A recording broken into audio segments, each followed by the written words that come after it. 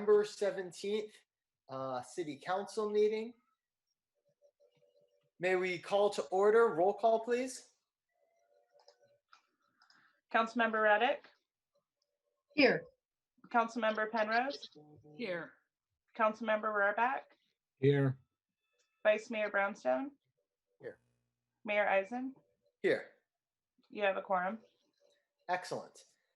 And may we open up to public forum for the evening. Again, for people that are in attendance, if you would like to participate in public forum, these are for items that are not on the agenda, and you can raise your hand by clicking on the attendees list, I believe, or the participants list, and you'll be able to see a spot where you can raise your hand. And at that point, Jessica will call on you. You'll have 3 minutes. With 30 seconds left, she'll give you a 30-second warning. And with that, I'd love to start the public comment portion of our meeting. Okay, first we have Wayne Lee. Wayne, you have 3 minutes. Thank you. Greetings, Mayor Essen and members of the City Council. My name is Wayne Lee. I'm the City Council member from City of Millbrae, and also a director on the Associated Bay Area Government's Executive Board. I just wanted to address you. I'm leaving the Millbrae City Council, and I just want to express my gratitude to each one of you and the opportunity to work with you. And I've grown with much respect for your work, for the county, a collaborative effort, as well as what you do for Half Moon Bay. And so I just wanted to say goodbye and thank you for the opportunity for service. It's a pleasure, Wayne. Thank you so much. Thanks, Wayne. Thank you, Wayne. Thanks for attending tonight. Yeah.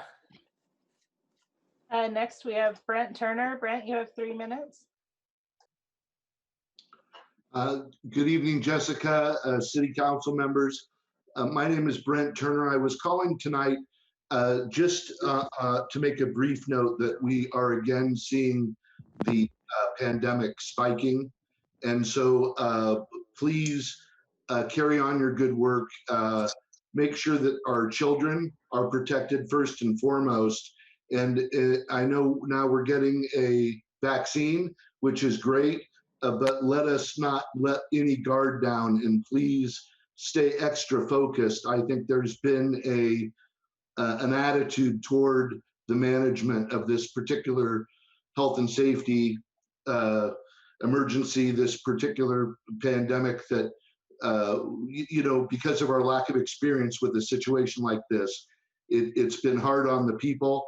So I hope we finish out this this time between now and when we get into the vaccine and the dissemination of that vaccine, so that we're actually doing a favor to the people by not ignoring the danger and erring on the side of caution. So thanks again for your work. Thank you.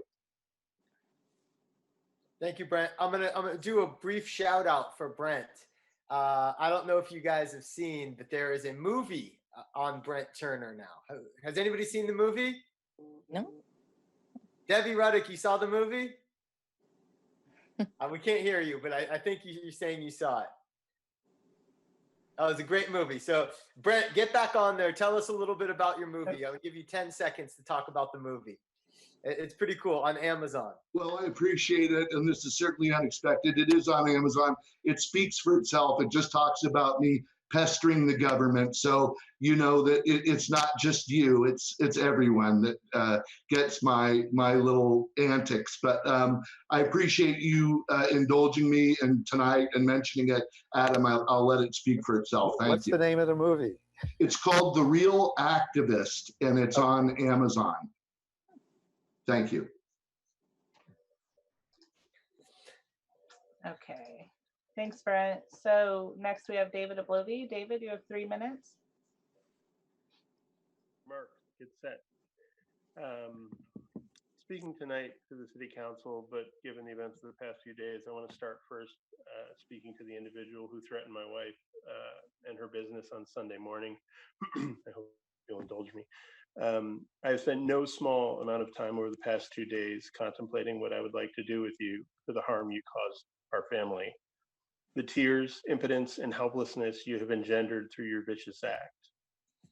As I'm sure you can imagine, my thoughts spent plenty of time on the dark side, which was probably your intent in trying to harm us as you did. Yet we are human beings, all of us, with an innate ability unique in the animal kingdom to choose our actions before we take them. As humans, we have the option of allowing our inner demons and anger to result in cruelty and wanton destruction, or we can convert those feelings into positive actions that better our community or our family and loved ones. You chose to destroy with your words through your actions instead of working together to find common ground. I choose a different course because I believe that all of us are capable of using our basic humanity for good if we choose to do so. All of us can choose to build bridges, down walls, instead of blowing up everything that's validated. The past 4 years may have put a dent in my optimism, but I'm not even close to giving up, and neither should anyone else be ready to throw in the towel to miscreants like you. Moving to the real reason I wanted to speak tonight, which is the log file that the sheriff is withholding from the public, as another example of the choices we have as human beings and how they either build or destroy. The sheriff has a binary choice to make. He can release the log file for those cameras, a file that would confirm or disprove the assertions of the camera being off, or he can continue to hide it from public view. If he does the former, no matter what the log files show, he will be working to build trust in our community towards his agency. If he chooses the latter, he alone is continuing to erode trust in his agency amongst the public. The council and the city also have a binary choice to make.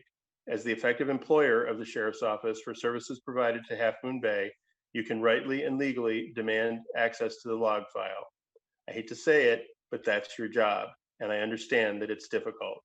You are responsible for the safety of everyone here in Half Moon Bay, and if something goes off the rails like it did on May 5th, you are responsible for providing oversight and viewing everything that was involved with that incident. So you too, I'll finish up quickly here. So you too have to choose. Do we take the ethically correct approach and demand production of a document we are legally entitled to review because of our oversight responsibilities, or do we demur and accept the sheriff's bullying attempt to hide something the public has every right to see for themselves? I trust each and every one of you. I know you're working hard on this. I just want to reinforce the simple idea that you have a choice to make, just like the sheriff has the choice to make, and I hope you will all make good choices. Thank you. Thanks, David. Thank you, David. Next, we have Michael Stockner. Michael, you have 3 minutes. Thank you. Good evening, council members. And I also, I'm here to support David Ebolovi and his family. And then also on just a short note, I think I met Brent Turner about 20 years ago at a Board of Supervisor meeting when he was talking about that subject that he's expert at, which is voter computer systems. So I also wish to talk about Sandra Lee Harmon, and just to remind the public that she is not forgotten. And I agree completely with David that the last sentence he made, where he said, no matter the cost, Sandra Harmon deserves that much from us. This morning, I sent an email to the only sheriff candidate that I'm aware of for election of 2022, which is Mr. Mark Melville, who also ran for sheriff in 2018. And I think he got just under 53,000 votes. And I simply forwarded him David's Nextdoor post. And I asked him, and I said, good morning, Mark. This is David Ebolovi's Nextdoor post he put up last Friday night. And it was because of this post that his wife got that vicious email. I said, my question to you as candidate for sheriff of San Mateo County is, would you provide the Axon log records to the public in this case if you were sheriff? And his response was, Michael, the answer to your question is absolutely. Now, that is just something I would like you all to think about for a little bit, because we know for the last several months, we've been running into roadblock.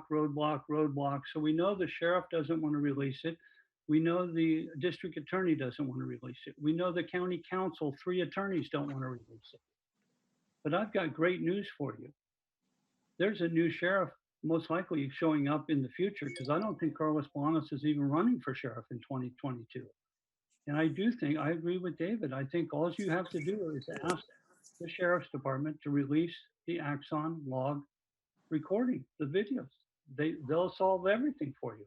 So thank you very much. I know you guys are very busy with many different topics, and I appreciate your time.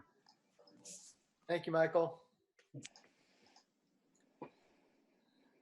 I don't have any other hands raised, Mayor. Excellent. Great public input. We appreciate it. And let me get back into the agenda real quick.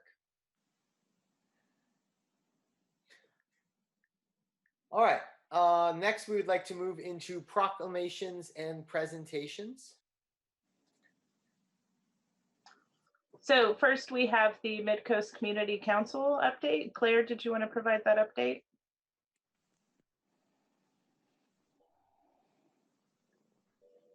Good evening. Yeah.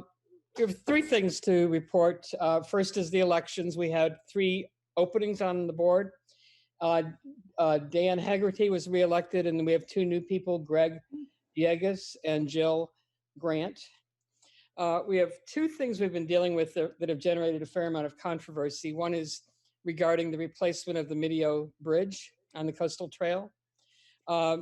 The council approved a letter opposing replacing it as planned, based on the fact that it requires armoring, which would most likely undermine both the creek and further parts of the coastline. This is all going to the Coastal Commission directly, not to the county. And this has generated a lot of concern among people in Miramar that the coastal trail might be relocated through the neighborhood. So that's an ongoing issue. The other issue is the Caltrans Highway Improvement Program proposal, which on your council, you rejected the signage that they had proposed. We have not rejected it. We've been negotiating with them regarding the use and design of any signage. We're probably a little more isolated than you are, and we do see a need for some ability to communicate emergency information.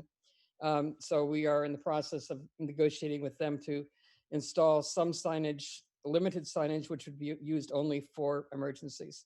So we're working on that, and looks like that will probably be what happens.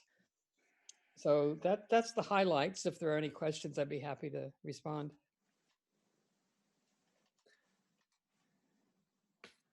I personally don't have any questions. Anyone else? Okay. Thank you. Thank you, Claire. Appreciate the updates very much. I love the synchronicity between the two areas to make it one coast side. So thank you so much. Thank you. Thanks, Claire. Next, we have a proclamation honoring John Lynch, and Councilmember Reddick is going to read that proclamation, and we also have John's 2 daughters on the Zoom with us as well. Debbie, go ahead. Okay. What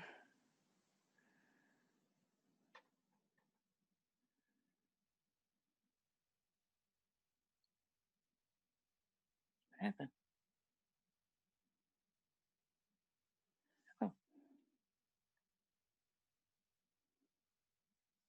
Oh, Debbie, you're muted. Yeah, we can see this, but yeah, I don't hear anybody talking yet. Okay, here we go. Perfect. So I'm very happy to present this proclamation for John and his family. I've known John and his family for approximately 30 years. And John has been a steadfast activist in our community, a steadfast citizen, showing love for community in all sorts of ways. He was a planning commissioner. He participated in gathering signatures for many important initiatives that passed and changed our community for the better. but he was a person who demonstrated love for the community, and I think it speaks to us so much now when we need citizen participation at all levels, and to persevere in those things that are important to us and that promote our values for our community. I will miss John. I think he will leave a void in our community, and I hope that we can recruit new faces to take up the mantle of the sorts of good works that John promoted in our community. So, whereas John Lynch helped support the passage of Measure a growth control measure in 1991, and whereas he served on the Half Moon Bay Planning Commission from 1991 to 1995, including a year as chair, and whereas in 1994, John initiated the effort to successfully oppose the North Wavecrest redevelopment project, of which the land is now owned as public open space in perpetuity by the Peninsula Open Space Trust and the Coastside Land Trust.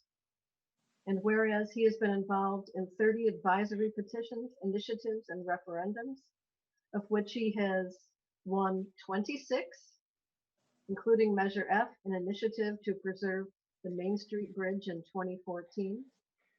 And whereas he has worked to protect Dunes Beach and presented 2,200 signatures asking the city to not develop the land to the city council earlier this year. And whereas he was voted 5 years in a row as the Half Moon Bay Review's annual People's Choice Award as most vocal coastside activist. And whereas John Lynch has proudly and faithfully served his community through numerous civic activities, including as a volunteer to numerous causes, including being our favorite Santa for Coastside Hope Adopt-A-Family. Now, therefore, be it known that I, Debbie Ruddock, along with my fellow council members, do hereby congratulate John Lynch for his years of service, dedication, and support of our community in Half Moon Bay and the coastside.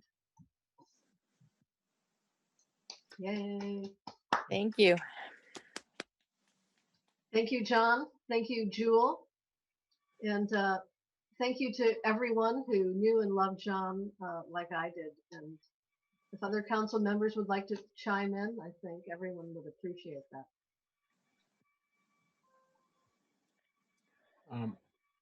I remember painting signs with John. I remember him sitting in front of Safeway collecting signatures. He collected more signatures than anybody. But an aspect of John that is not as well known is that he cared about individual people, in particular, the homeless people. He gave meals ready to eat, socks, food. He just quietly took care of people that were in need. So I definitely will miss John. I think he was a real asset for our community. Yeah. I think anybody that knew John loved John. He brought the best out in everyone.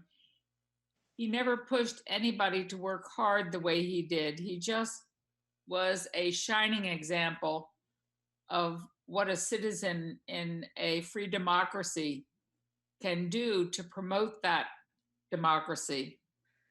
He never argued with anybody who disagreed with him about writing their signature on something, but he was always ready to explain what the signature was all about, what the cause was all about, and to stick to his principles and do the right thing.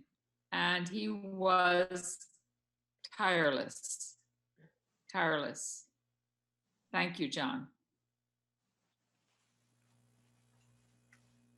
Well, my memory of John is, well, I always saw him around the community, neighborhoods, and saw this guy with this wild Uncle Sam hat. When I first moved out of here, I thought, wow, who is this guy? Is he kind of an eccentric character that everybody knows? Who is this fella? And then I started talking to him. He be gathering signatures outside New Leaf, and we had some great conversations. And I realized the more I talked to him, just how involved he'd been in a lot of different activist activities. And then when I decided to run for council, he not only endorsed me, but there he was, this icon showing up for me outside New Leaf, and he had a whole pack of my statements, and he was out there every weekend at the farmers market, and I felt very honored, and I felt it was a good omen having him having him speak up for me. So having him in my corner felt great. So wherever you are, John, thanks. We owe you all as a city a great debt. I just want to say thank you. It's been wonderful of support and just really realizing what an impact our dad had on the community. We know he loved it so much, and it's wonderful to see how everybody else really appreciated him, even if it's quirky ways. But that was our dad. It's just wonderful to hear this outpouring of love and gratitude for our dad. Can you hear me? Yes. Oh, I just wanted to second that. I really appreciate it. It's so great these last few weeks for people telling us so much, how much he meant to everyone. Thank you. You know, You are I welcome. appreciate that. My favorite part about John, he was a unbelievably great role model and spirit in Half Moon Bay. And I kind of liken him to a character out of The Simpsons. I don't know if you guys have ever seen the show The Simpsons. He reminds me of a character that should be in The Simpsons, because he stood out so much in Half Moon Bay. Everybody knew who he was, and what I loved about him most is he believed in standing for something. He was out every day doing it, and that seemed to me what gave him life, what gave him energy, and kept him motivated. And that was brilliant to see, and it also motivated me as well. And I do feel like if more people in the world found their calling as well as he did, the world would be a better place. He's a great man, and he always brought very good, positive, friendly, smiling energy to Half Moon Bay. And he's definitely going to be missed. So appreciate just having him. I feel grateful to have known him.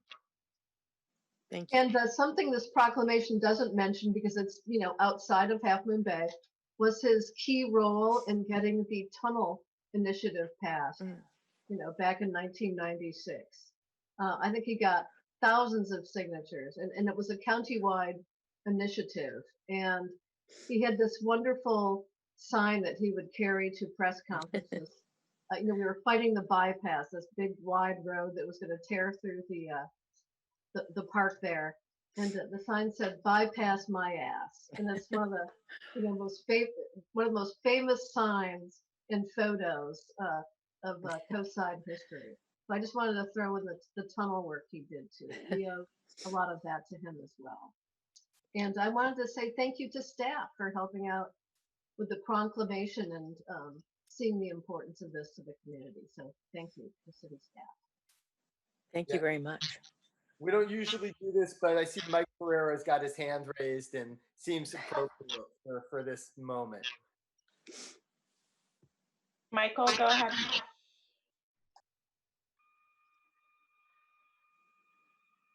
Hello? He's coming on. Hear me now? Yep. Okay. I just want to express appreciation for the fact that in these pictures you showed Jewel.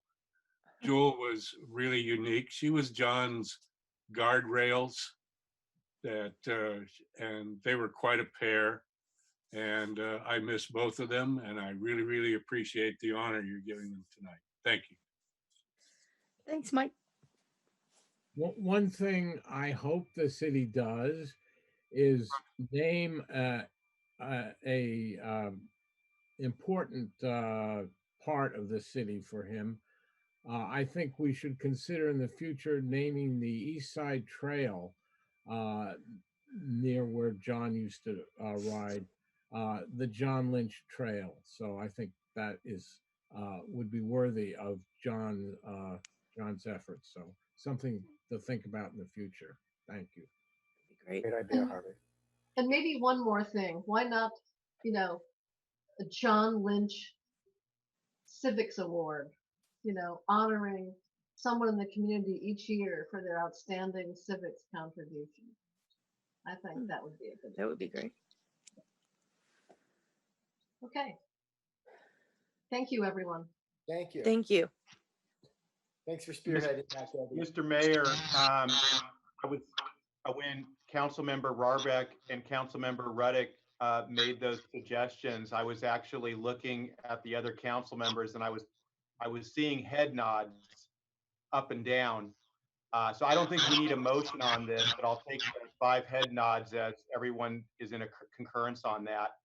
So the city does have a policy on naming, and the idea would go before our Park and Rec Commission. So I will take the suggestion from Councilmember Rarbeck and the head nods from the rest of the council as direction for us to work with his daughters for something appropriate and have the Park and Rec Commission vet this idea through. Great. Thank you.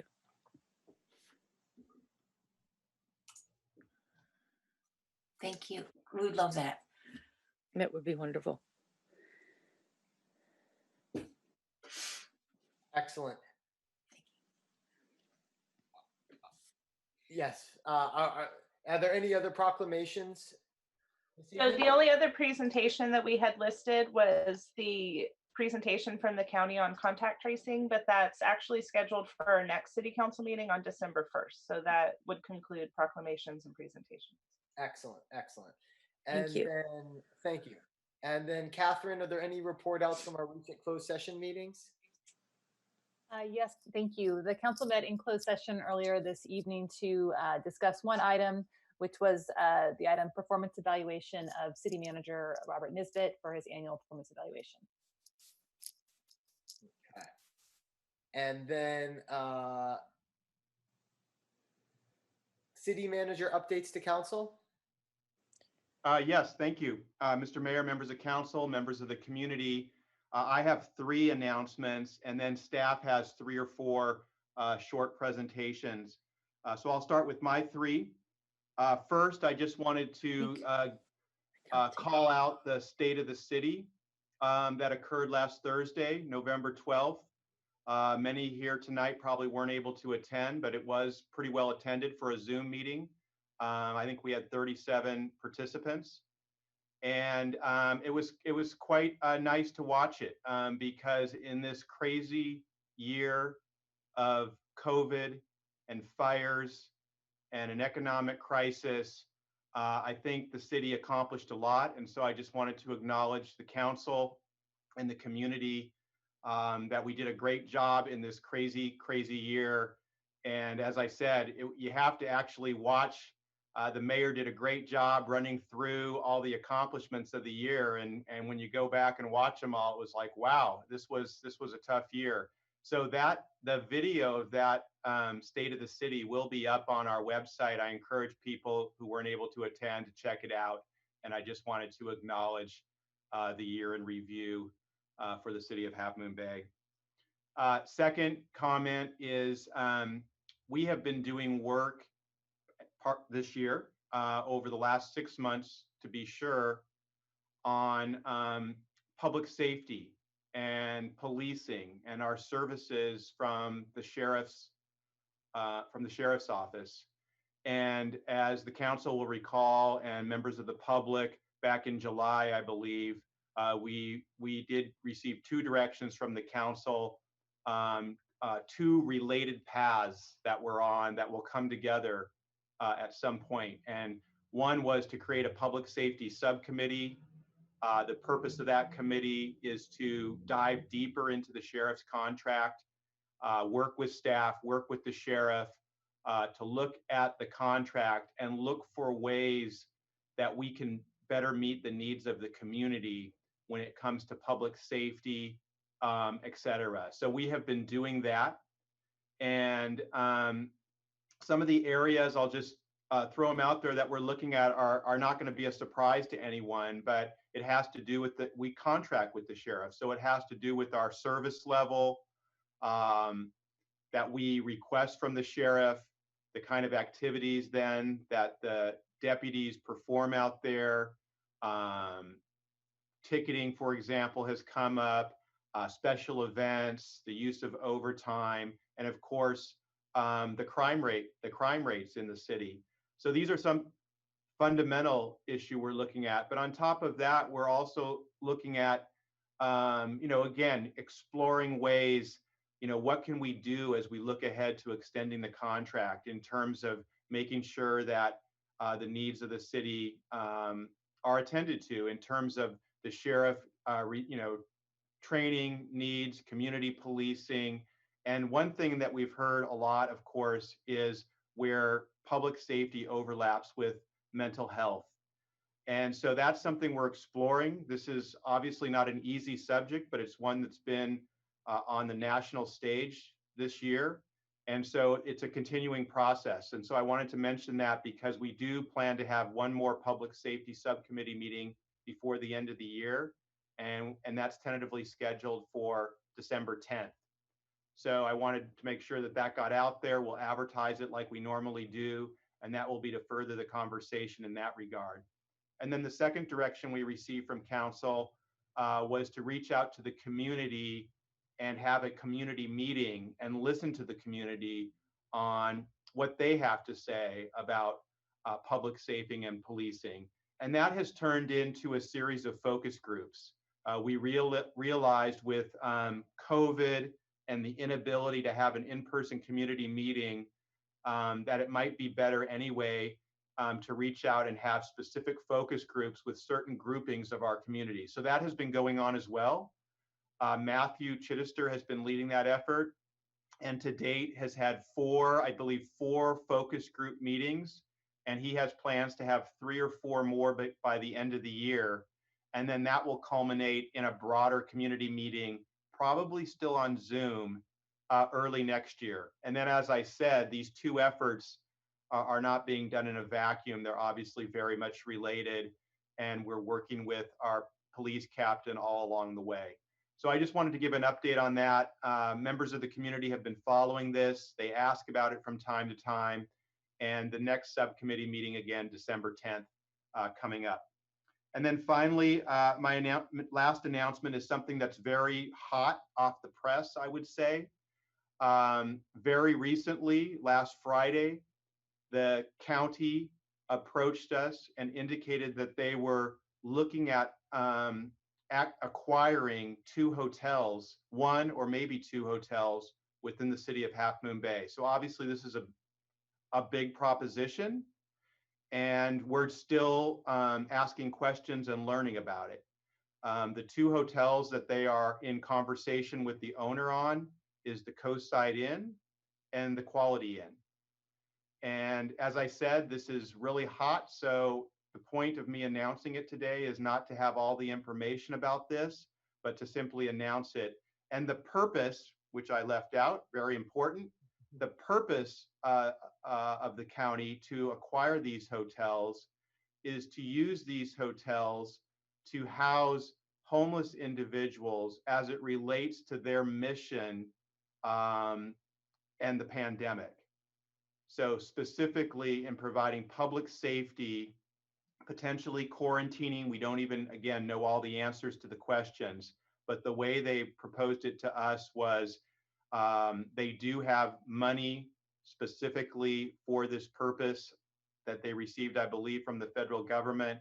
And their idea is to utilize these hotels, as I said, for accommodations for homeless individuals in the spirit of protecting these individuals from the pandemic. So more to come on this. And the more to come is, because this is new and a big deal, we are planning to schedule a special council meeting for next Thursday at 6 o'clock. So I'm announcing this for the first time. The agenda will go out soon. It'll be a special meeting, and that will be the only item on the agenda. And we have asked for the county executive officer, Mike Caligli, and also our county supervisor, Don Horsley, to attend the meeting. So they will attend, talk about the proposition, take questions from the council, and of course, the public as well. So this is happening in real time, and I just wanted to get it out tonight because they have told us they want to move quite quickly on this. So that concludes my three. I'll turn it over. We have, like I said, 3 or 4 updates. I don't know which one's first. Whoever's first, please queue up. Thanks, Bob. I'll go next with a COVID update. And then just to clarify, that special meeting will be this Thursday, the 19th at 6 o'clock, and the agenda will be out sometime tomorrow afternoon. So thank you. And so next slide, please, Colleen. So as I'm sure most of you are aware, the state of California scaled back yesterday with their tier assignments and reopening, and this is due in large part to a sharp increase in cases. Daily cases across the state have doubled in the last 10 days, which is the fastest growth of positive cases since the pandemic began. And right now, the positive cases are being found in every demographic. So age, race, ethnicity, every part of the state. It's no longer concentrated in a handful of counties or communities. There is broad community spread at this point. And nationally, there were 166,000 new cases on Monday alone. So the state updated their blueprint for a safer economy, which was the reopening plan with the 4 tiers, the purple, red, orange, and yellow. And they updated it to allow for faster movement within tiers and the ability for counties to move within multiple tiers, with tiers assessed again in midweek as well as over the weekend. So there are now 41 counties in the purple tier, which represents about 94% of California residents. And the main concern is hospitalizations. There's been an increase in hospitalizations across the state, and in the Bay Area, there was a 38% increase just over the past week. And how it was explained is that current cases, they estimate that 12% of those would be hospitalized within 2 to 3 weeks. And so they're looking down the line to try and make sure that we don't overwhelm the healthcare system. The state also issued a travel advisory. So anyone traveling to California should quarantine for 14 days. And the state is urging people from California not to travel outside of the state and to quarantine upon return if they do. The state mask mandate was also updated to state that masks are required at all times when outside of the home by anyone over 2, with very few exceptions. Those exceptions are alone or with someone else in the car, alone in a room, outside 6 feet from others, actively eating or drinking at least 6 feet from non-household members, and those with rare medical conditions. And so again, their main slogan with this is if you're outside the home, you should have a mask on. There are 2 vaccines that are currently doing pretty well in trials. The thoughts from the public health community are that they won't be widely available to most people until summer of next year, and that mask mandates and distancing will be necessary until 2022, most likely. Next slide, please, Colleen. So with the revised blueprint, San Mateo County moved back to the red tier. And we're actually only one of the only Bay Area county that's in the red tier, not the purple. And which is good because it means that within the county, everyone is doing good with the distancing and masking and all of that. So keep that up. San Mateo County Health recorded 704 positive cases since Monday the 9th. And the total since the pandemic began stands at 12,684 with 168 deaths. Next slide, please. And so with Thanksgiving coming up next week and of course, December holidays, public health officials are strongly urging people to not have your typical holiday celebrations and gatherings. They're strongly urging people to stay within your household as much as possible, and reminding that this is a once in 100 years pandemic so far, at least. So to be safe this holiday season and try and contain the surge of cases so that this doesn't carry over in the next holiday season. So that is all I have on the COVID updates. And then Matthew is going to talk about testing and grant opportunities. Thank you, Jessica, and thank you, City Council, for hearing us tonight. I'll try to make this quick. We continue to test for COVID here in Half Moon Bay in multiple locations, and we're really grateful to the county for their support and their providing access to these tests. And we're very grateful to our staff and volunteers who make it possible to test so many people each week. Just as a reminder, we test every Monday from 3 to 6 p.m. at the Ted Adcock Community Center. Pre-registration is recommended. It gets you through more quickly. We do take walk-in tests, although there's been a big uptick in the number of walk-ins, which has delayed everybody. So on the screen, you can see our registration site, or you can call the number there in the afternoons each day and get registered over the phone. To date, if that's at the Ted Adcock site, we've tested about 1,400 people. And the latest data from the county shows that we're still at less than 1% of positive cases for those folks that have been tested. So I think that's a good indication that people on the coast are trying hard to do the right thing. We also provide tests in collaboration with senior coastsiders each Thursday morning from 9 to 11 a.m. It's a smaller event, usually smaller number of attendees.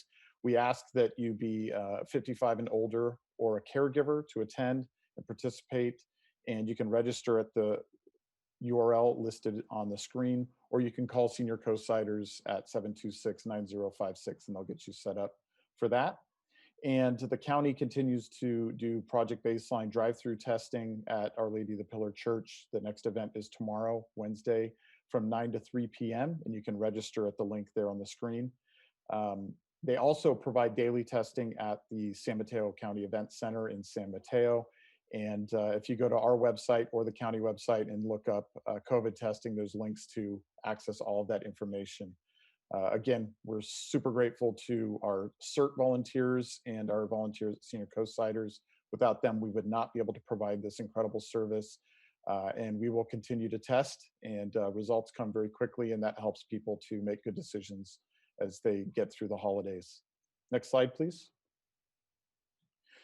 The other thing we wanted to share around COVID was just some updates on grants for COVID relief. The first is the Small Property Owner Grant program, which was announced a few weeks ago. This is for individuals that own small family-owned rental properties for residential rentals, and provides relief for overall losses as well as per unit relief. The announcement here is that the application deadline has been extended to the 25th, which is next Wednesday. And they've also reduced some of the barriers to apply for this program. They've reduced the income. There is no income cap at this point, and used to be a requirement that you had to make most of your income from these rental properties. That's also been reduced. So if you own small properties and you've taken losses due to COVID, you can contact the county. This is on their smcstrong.org website.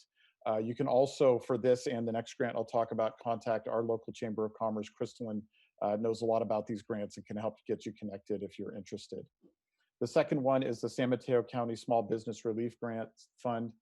This is for micro businesses, and that's roughly defined as a business that makes less than $120,000 a year. So this is typically a sole operator, consultant, or some sort of business provider that is mom and pop style and doesn't have large expenses or income.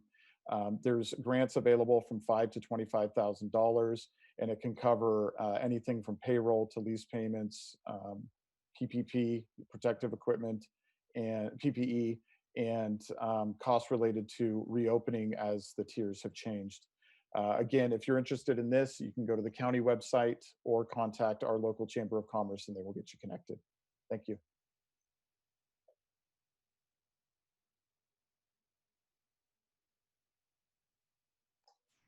Oh, that's me again. So we had our general municipal election on November 3rd. The county has counted most of the ballots. They're up to about 85% voter turnout, and they estimate that they still have about 200 ballots left to count, but that does not include any that could be received up to November 20th, postmarked by November 3rd, or they allow for the signature modifications up to December 1st. But we do have that Harvey Rarbach was elected as the District 2 council member, and Joaquin Jimenez was elected as the District 3 council member, and the Measure U, the TOT increase measure, is currently up by a 73% majority vote. And so on December 15th, the City Council will hold its reorganization meeting and certify the canvass of election results, and then reorganize the dais of the City Council. So please join us on December 15th at 7 p.m. It'll be on Zoom, and it's unfortunate that we can't have that meeting in person as we normally do, but we will try to make it as special as possible. So that's all I have for that. I'm not sure. I think Jennifer might be next.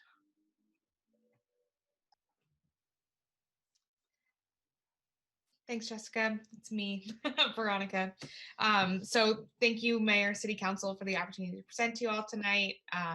I'm Veronica Bostonak, the Sustainability Analyst, and I'm here today to give you some updates on public works and sustainability programs. Next slide. So first, I wanted to talk about our Keep America Beautiful grant that we received this summer. We received $10,000 to establish a cigarette litter prevention program. And most recently, we have installed 11 cigarette butt receptacles. You can see a picture of them on the right. I think we could win a contest for most scenic locations with the pictures right there on the beach. We have 11 cigarette butt receptacles we have some at Poplar, some at Surfers Beach, Mac Dutra, and Miramontes. I'm not sure if you can read the label on the dispenser there, but it does indicate that smoking is not allowed in these areas, but this receptacle is an appropriate place to dispose of these cigarette butts. Any of the cigarette butts that are collected through these receptacles will be recycled through a program with TerraCycle. And thanks to Abundant Grace, they will be emptying and recycling the cigarette butts from many of these receptacles. So we appreciate your efforts there. I also wanted to point out that we have some free portable ashtrays available. So if there's anyone in the audience here today that's interested, I encourage you to contact me. My email address is up here on the screen, and I will also be dropping them off near some of the receptacles and at some other locations. There is also a accompanying education campaign, which is the design is being finalized right now, and you'll be seeing those in the newspaper, on the radio, through e-news, all of those channels. So wanted to give that update there. Next slide. And while you're at the parks and beaches, you can see an addition to some of our park signage. On November 7th, our new Parks and Beach Ordinance went into effect, which included a ban on single-serve plastic bottles. So you can see that little addition on the sign. It's all the way in the bottom. This is at Poplar, but it will be at all of our parks and beaches. I'm also working with communications to design a more specific sign to highlight that this is helping keep plastic out of our oceans and waterways. So we'll keep an eye out for that as well. Next slide. I also wanted to give a quick update on our community recycling day that we held with Republic Services on Halloween. We were at the Smithfield parking lot from 9 a.m. to 12 noon.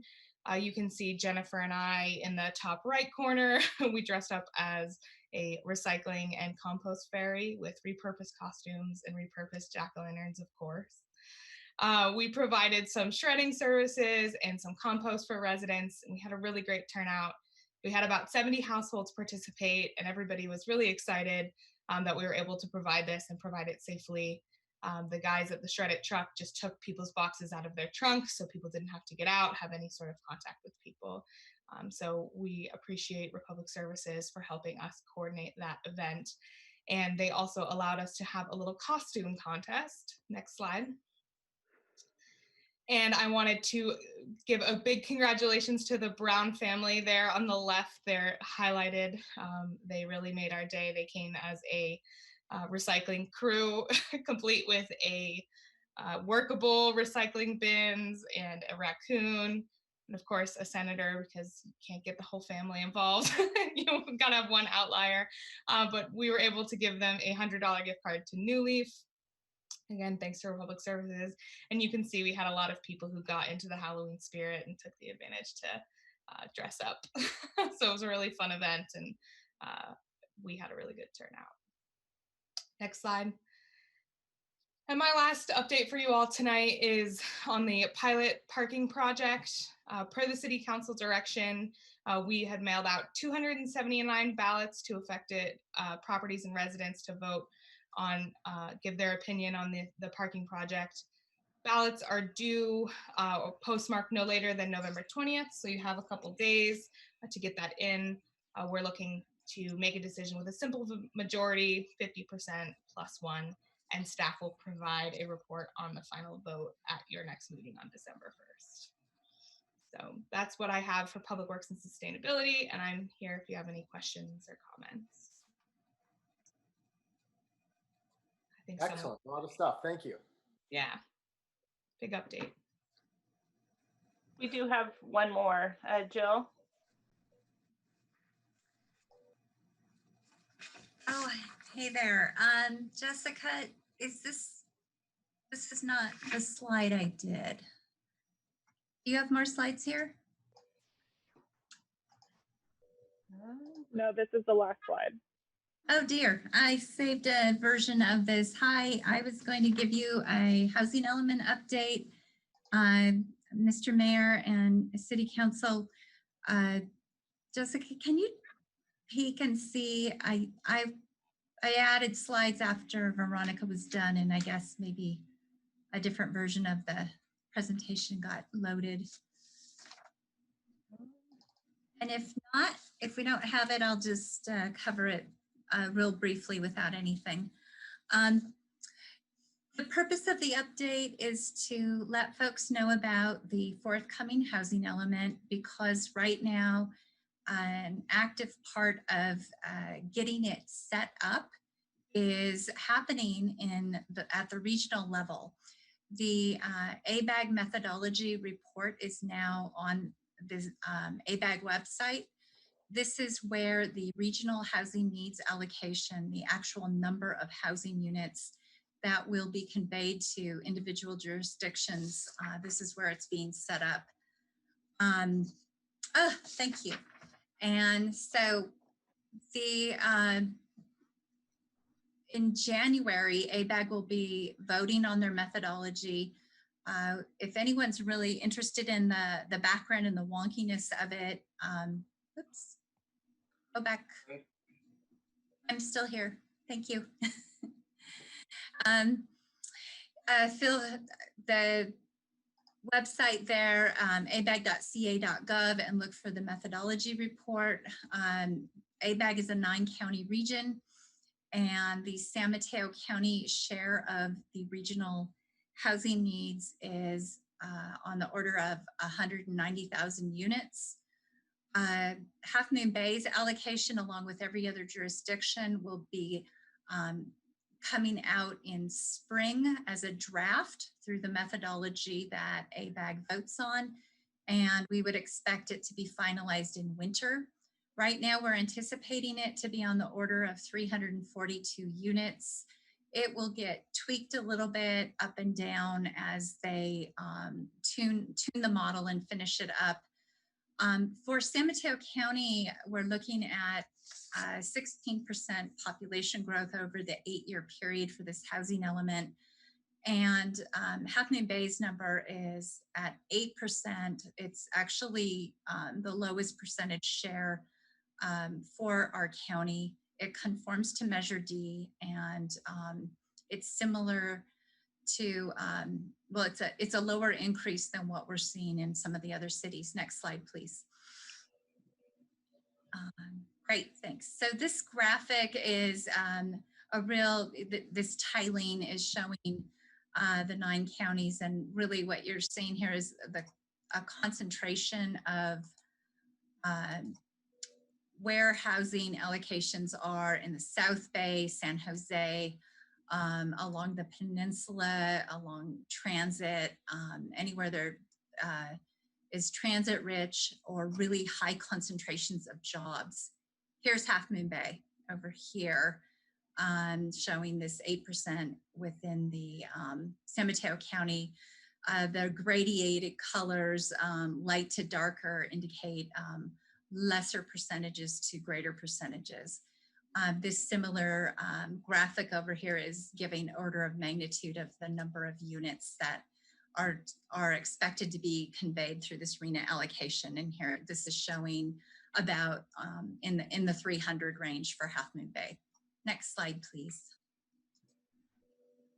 So we are waiting for this number to firm up, but in the meantime, your staff is already starting work on the 6th cycle housing element. This will be from 2023 to 2031. Council has seen us come through with 2 grant applications to HCD. They've both been awarded, and they will both support the housing element. One of them was for $160,000, and it will focus on implementing your recently adopted land use plan. And the other was for $65,000, and it's focused fully on preparing the housing element. And we are working with the San Mateo County Collaborative 21 Elements group, who has done several housing elements for the county now, or through the various cities and the county as well. So what staff is doing in the background is we're preparing our site inventory, and there won't be any surprises with that when that comes out later, because we're using the adopted land use plan. We've talked about the strategy for housing and where to put housing sites for the housing element all the way through that update process. And so you will see that come through. There will be lots of time for community engagement about policies in particular, specifically focused there. And we're going to be preparing a work plan for the housing element along with all the other implementation matters that need to be addressed for the land use plan implementation in 2021, and we'll update council with that later. But you may have heard about the RHNA methodology, about what ABAG's up to. I know Council Member Ruddick serves on CCAG, and CCAG did receive an update from ABAG staff last week about the methodology coming forward. So it's in the newspaper, and we just wanted you to know that your staff is participating. We're tracking it, and we are working on moving this along into your next planning endeavor. And thank you. Thanks, Jessica, for getting those slides. That helped a lot.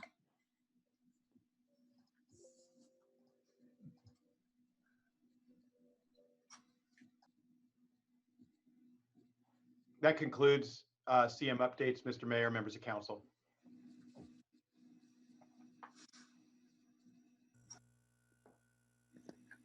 Thanks, Joe. Thank you, guys. Great updates. Thank you.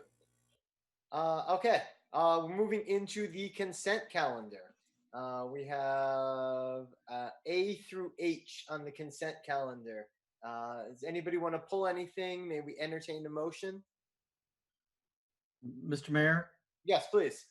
If I could, I just wanted to, we made 2 minor changes to the TFCA grant resolution, and if would just like to make sure that's in for the record that we're recommending a slightly revised resolution. And if I can, let me figure out how to share this. Am I sharing or not? Let's see. Currently, I don't see it. No, John. but I keep having troubles with our server issues. But in any event, I'll just go through it really quickly. There's there's one whereas and a new now therefore action. Bottom line is that what we're suggesting to add into is language that allows the city manager to allow for micro grants and adjustments. So the whereas would be implementation of the project will require minor purchases, construction contracts, and agreements be executed by the city manager. So it just indicates that is part of the process out there, that there will be and likely to be micro grants as part of this. And then would add a new number 2 and add and push number 2 to 3 on the now therefore, that would authorize the city manager to execute contracts and agreements related to the projects. So it's a very simple, but to make it clear and clean with our funding agreement and with our funding agency, Bay Area Air Quality Management District, we felt that those were important to just include and be open about that. So otherwise, the resolution and everything else remains exactly the same. Okay. Easy enough. Catherine, do we need to do anything else into the record? I'm sure that's everything we need to do. I would suggest that whoever makes the motion, when they list off that particular item, to just state that with the resolution as amended by staff. Very good.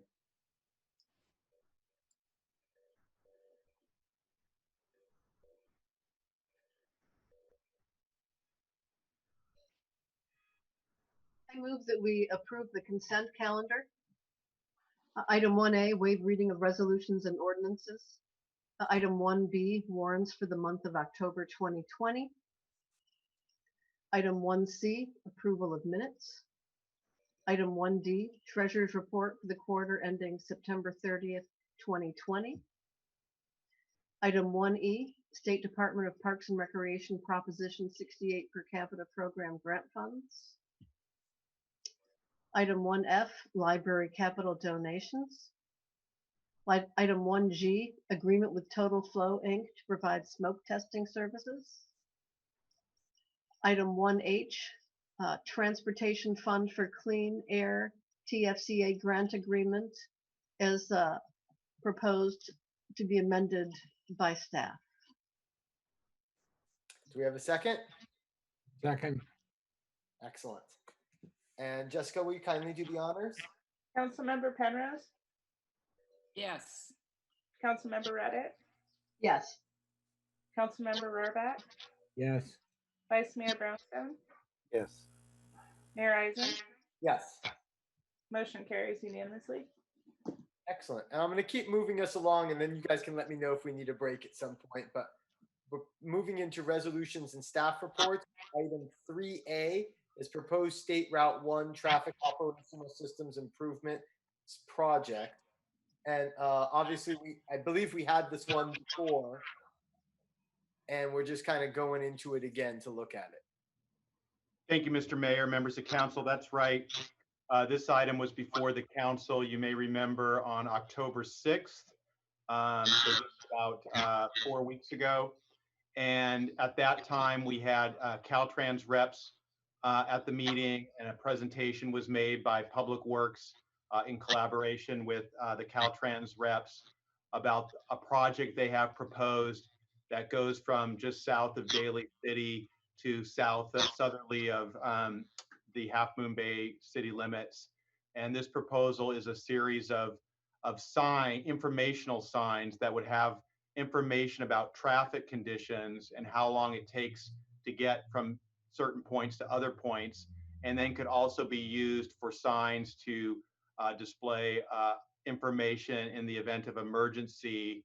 And then also at that time, it was kind of discussed, and I think this is still an open question, whether when the sign is not being used for either traffic information or emergency information, whether it could be used for other helpful information, and if the city could have any input. That was one of the questions that was raised that night.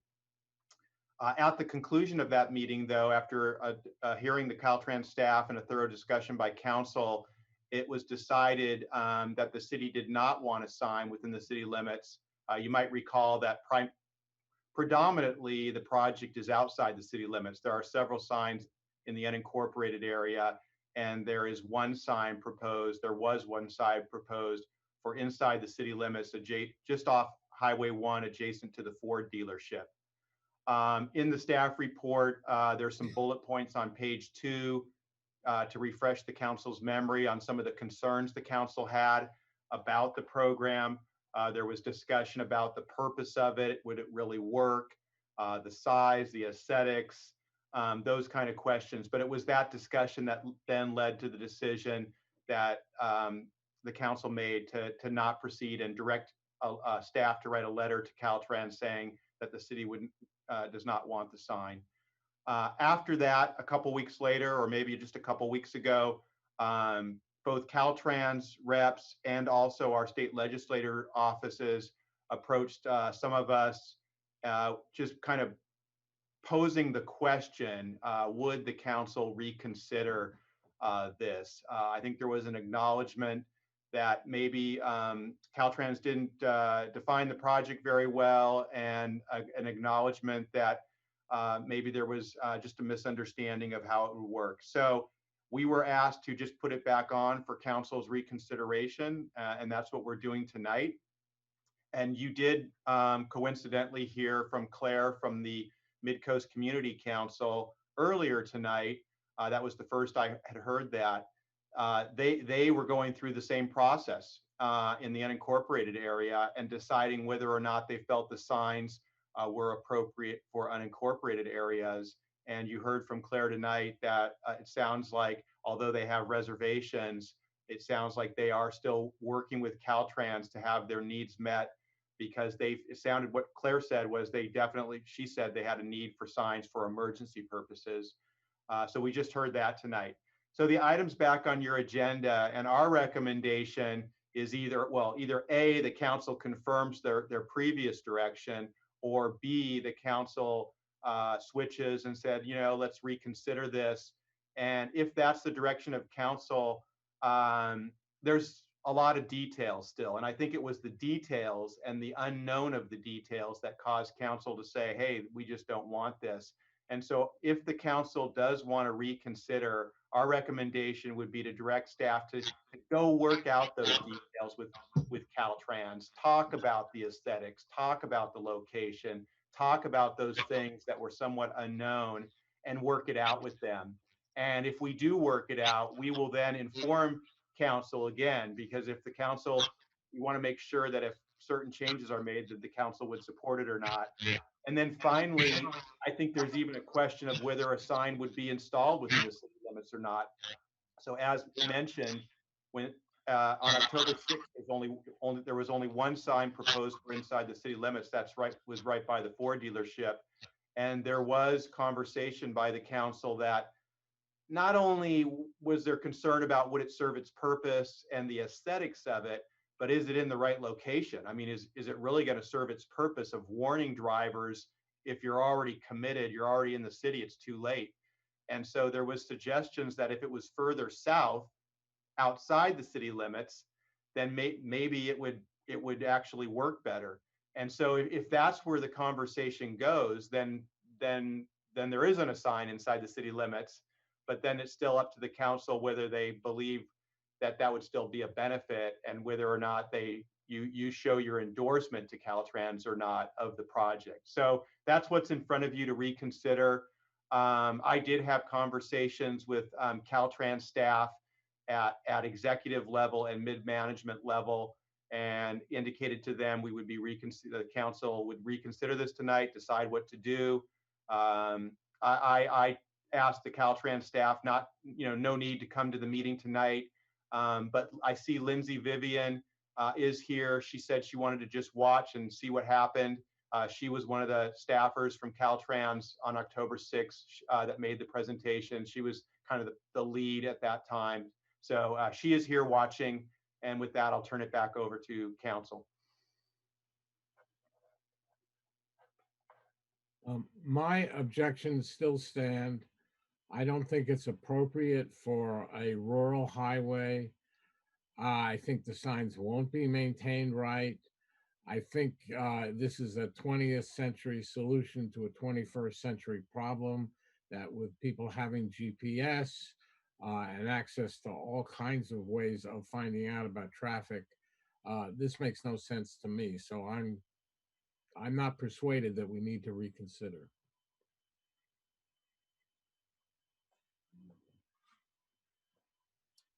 Anyone else? Councilwoman Reddick? Yeah, so I think one of the problems with the discussion last time was that it was occurring around midnight after a very vigorous meeting with many other serious issues. I remember wanting to be kind of done with it at midnight. But I think Council Member Rarbach, made some good points, especially about the aesthetics and whether or not it was an appropriate aesthetic and of a scale, appropriate for Half Moon Bay and the coastside. Thinking more on it, if there is an opportunity to, rescope the project in terms of location, appearance, and perhaps there's benefits with working with the Mid-Coast Community Council and their effort, and coordinating our input, that we might come up with a solution that serves both Caltrans and us.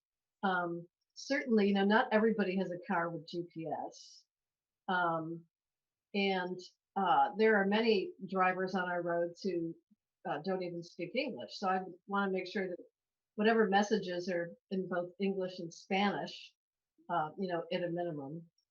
And if there's ways to be able to input, local info, whether it's about beach parking or something, that would be excellent. But I'd rather have us sort of maybe delegate a process of negotiation with staff and coordination with MCC, but being cognizant of the sort of things that the direction that council will give. I know that Councilmember Penrose had, some good ideas about, location, and I think it was Councilmember Brownstone, Vice Mayor Brownstone made the point that there should at least be one sign, at the reservoir before people even head over the hill. So I think it would be good for people to weigh in on what they're thinking, but maybe, just give general direction to staff to develop that and bring it back.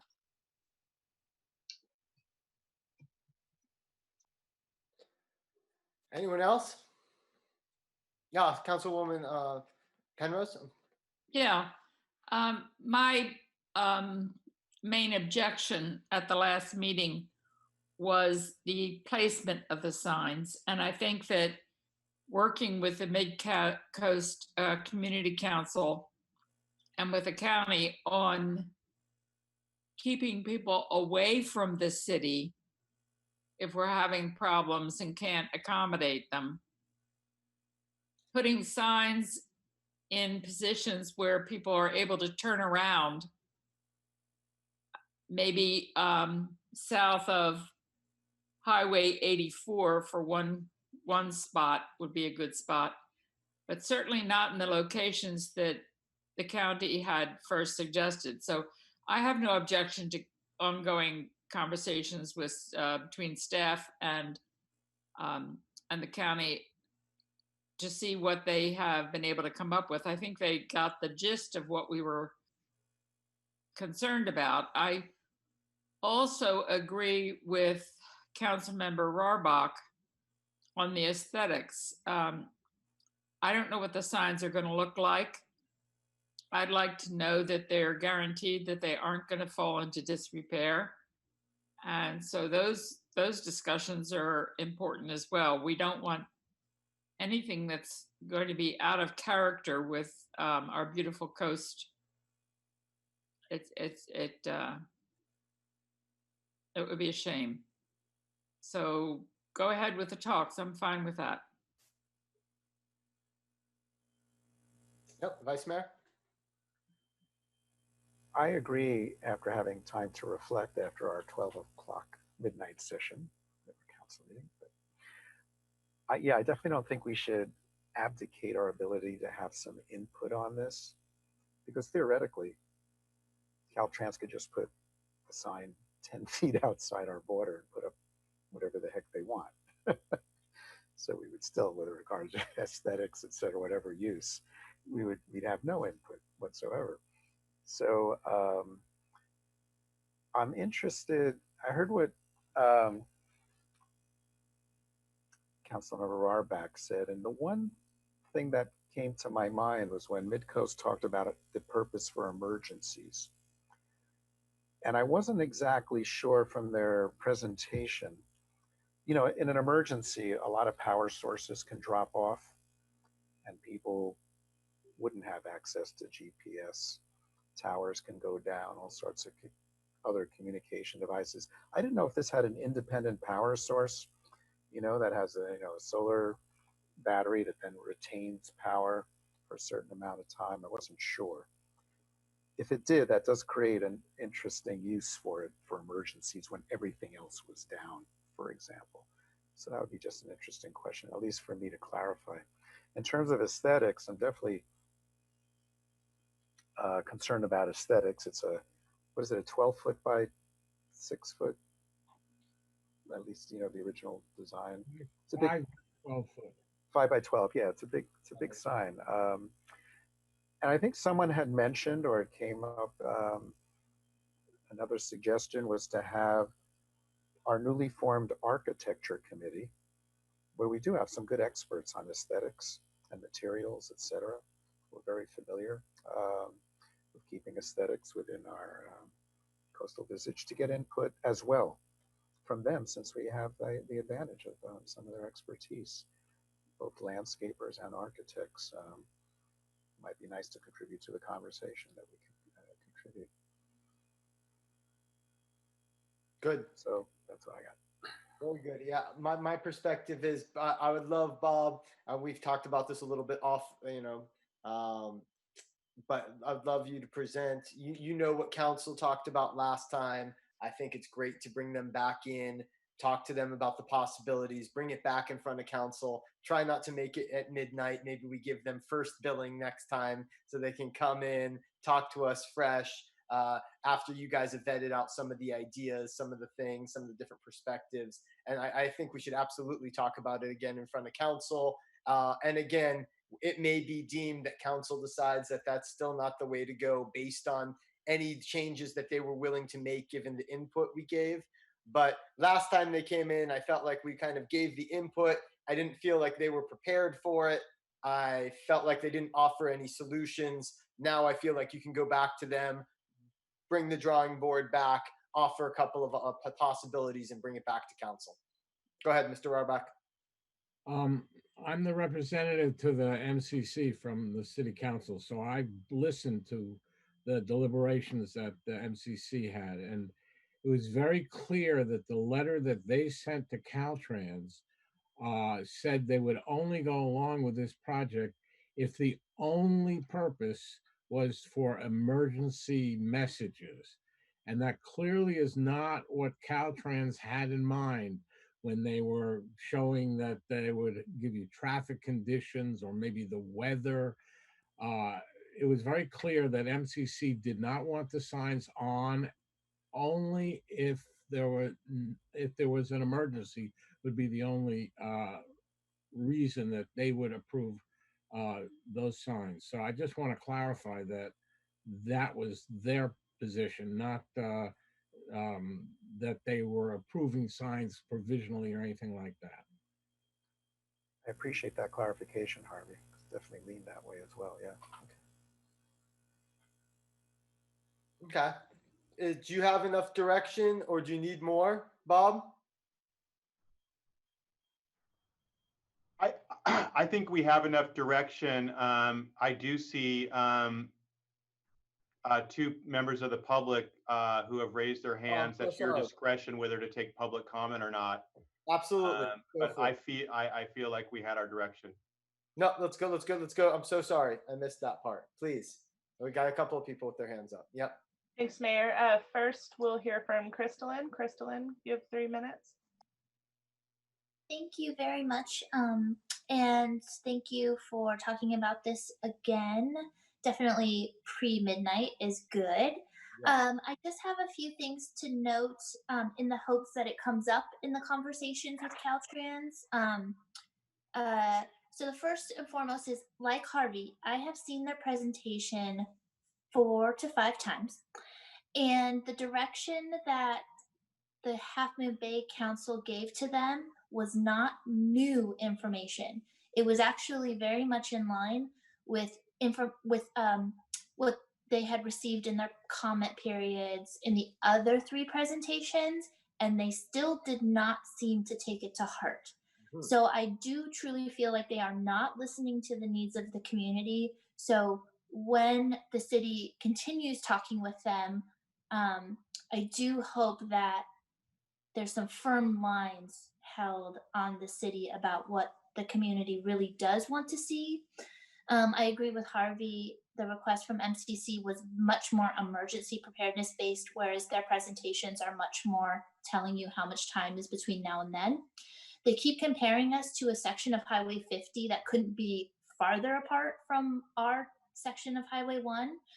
So the fact that they keep using that as their go-to for why this project should move forward, to me, is very distressing. Even if it was higher up Highway 50, that would make more sense, but the place they talk about is very different. I do want to note that this feels like it'll open up the door to other lighted signs. So lots of communities have different lighted signs for advertising, for all sorts of different things. And if you allow one, unless you write the ordinances very, very, very strictly, you're going to get haggled for a lot more. I can guarantee that. And then the other thing is, we are the land of misfit Caltrans signs. So if they are going to move forward and putting these types of signs forward, I would like the sign at Skyline and Highway 92 fixed. That's been broken for weeks and weeks and weeks. And the one at Miramar that's broken. And all of the ones that are so dirty you can't read them. So they've got a lot of stuff that is neglected here. And so in seeing how fast the portable lighted signs get graffitied and left behind with useless messages, I have zero confidence that they will maintain these signs. And this is just to push a project through for the sake of pushing a project through. I'd rather the 2 million go to fixing what's already here. Thank you. Thanks, Crystalline. Next we have Dan Haggerty. Dan, you have 3 minutes. Yes, thank you, council members. So wanted to make the statement that, can you hear me okay? Yes. You know, I believe that these signs, this project is truly not needed as proposed. I am on the Mid-Coast Community Council. I'm speaking tonight as a resident of El Granada. Obviously, I use Highway 1, and I truly love the small town character of the whole coast side. And I'm concerned with any sign development projects that would really take away from the rural, the beauty of the area. I believe that for any emergency notification, there could be a much simpler method of a method that would have much less impact visually and on the feel of the community. For example, you know, if there's danger ahead, you know, have a small yellow line sign with let's say you know when light is flashing, there's a concern. I don't think, and I think that could be done, you know, very low impact. You know, I truly believe that any money from Caltrans, the real big problem that we have here is traffic flow and pedestrians being able to safely cross the highway. I think any money that Caltrans spends should be focused on starting feasibility studies for pedestrian underpasses wherever it's appropriate. And I think there's many locations that it would be appropriate. The pedestrian underpass concept is the only tax dollar investment that would actually improve traffic flow and provide 100% safety for a pedestrian crossing the road. They cannot get hit by a car if there's a separation in grade. Oftentimes it comes over with a overpass versus underpass. I always say that we have to build something that would be most likely used. If somebody looks up high and they have to climb 18 feet up in the air versus just stepping down 8 feet or possibly a little more, it's much more likely that people would take the path of least resistance. And of course, there's the visual effect of any overpass structures. So I really think that Caltrans is off mark here with the community, and they should just kind of just redesign their whatever as far as any emergency notification. Just look at it at a different from a different perspective, and much much simpler, much lower impact to the visual and the community, and keeping it beautiful, like it's for the reasons that everybody comes here and decides to purchase a home here. Thank you.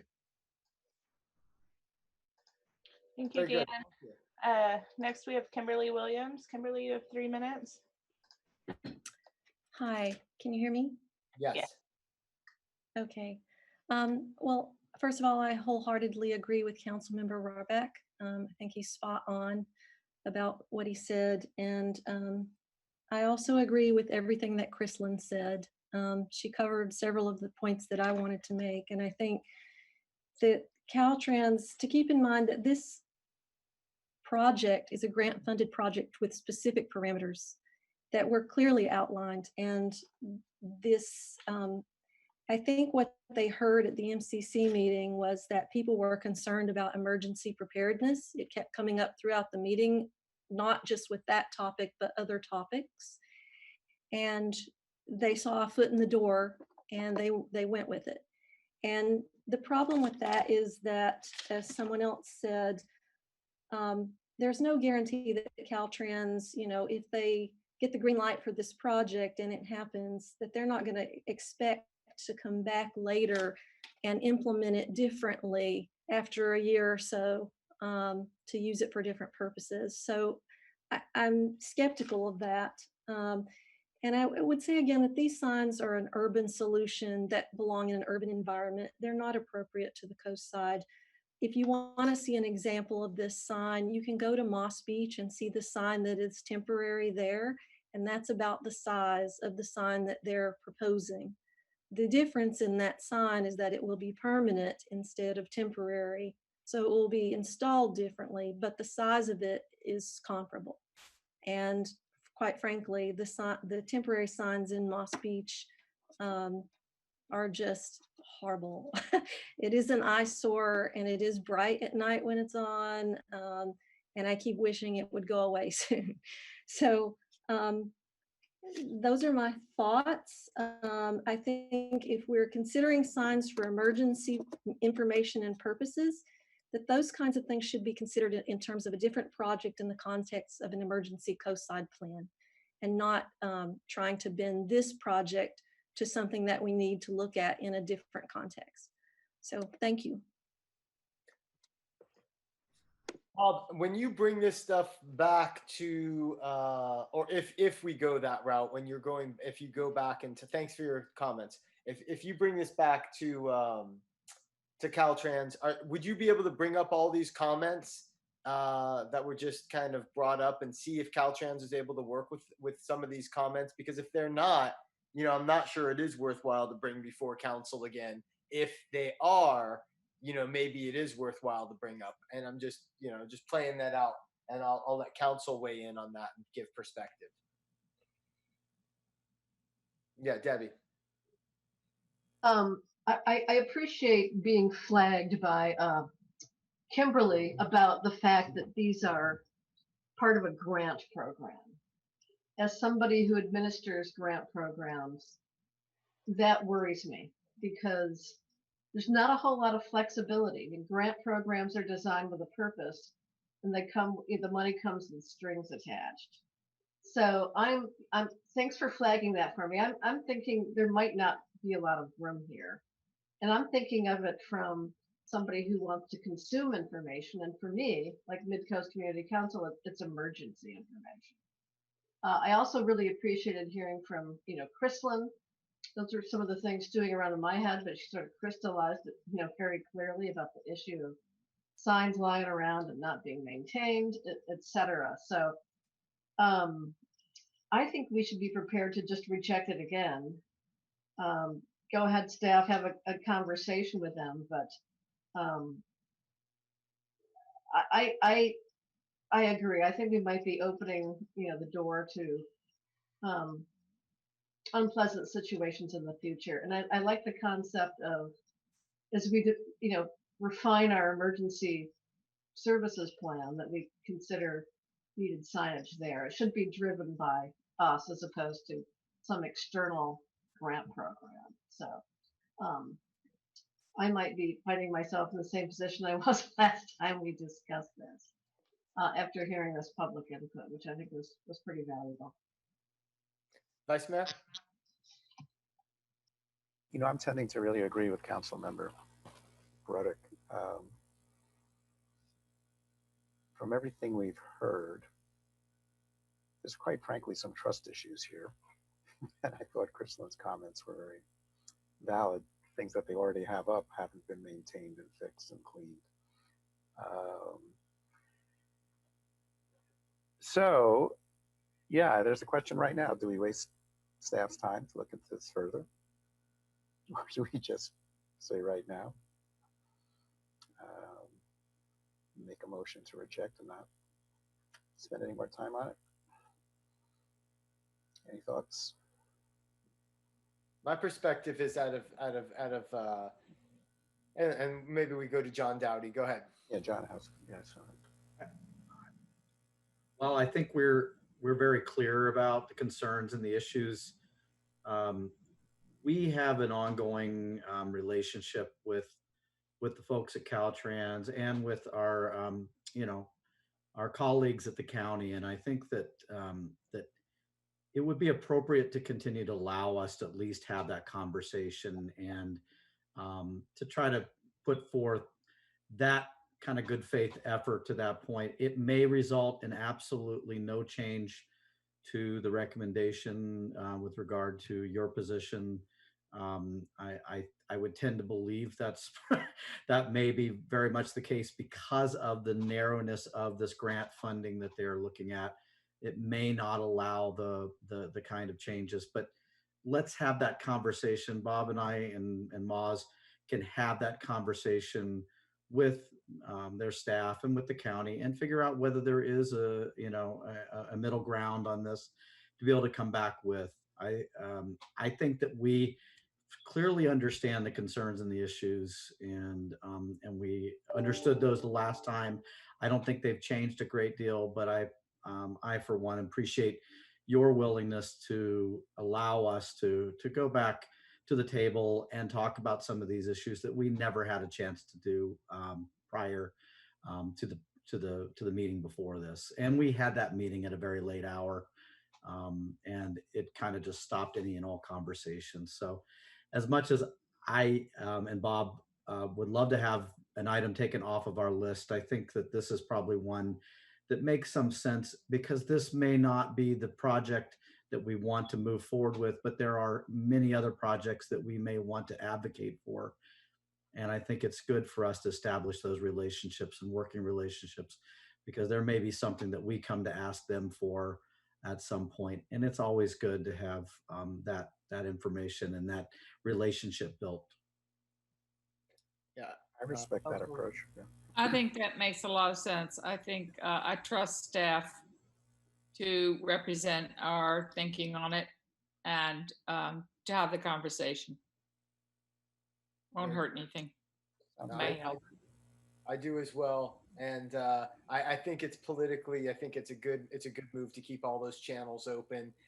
What I would ask personally is if, hearing from council and hearing from the public, if we kind of deem that during those conversations between city staff and Caltrans that we are not going to be able to move forward with any of those things to make any real changes, that then maybe we agree not to bring it in front of council again if it's just going to be the same thing. But if there are changes that can be made in those discussions, maybe we bring it back. Is that a fair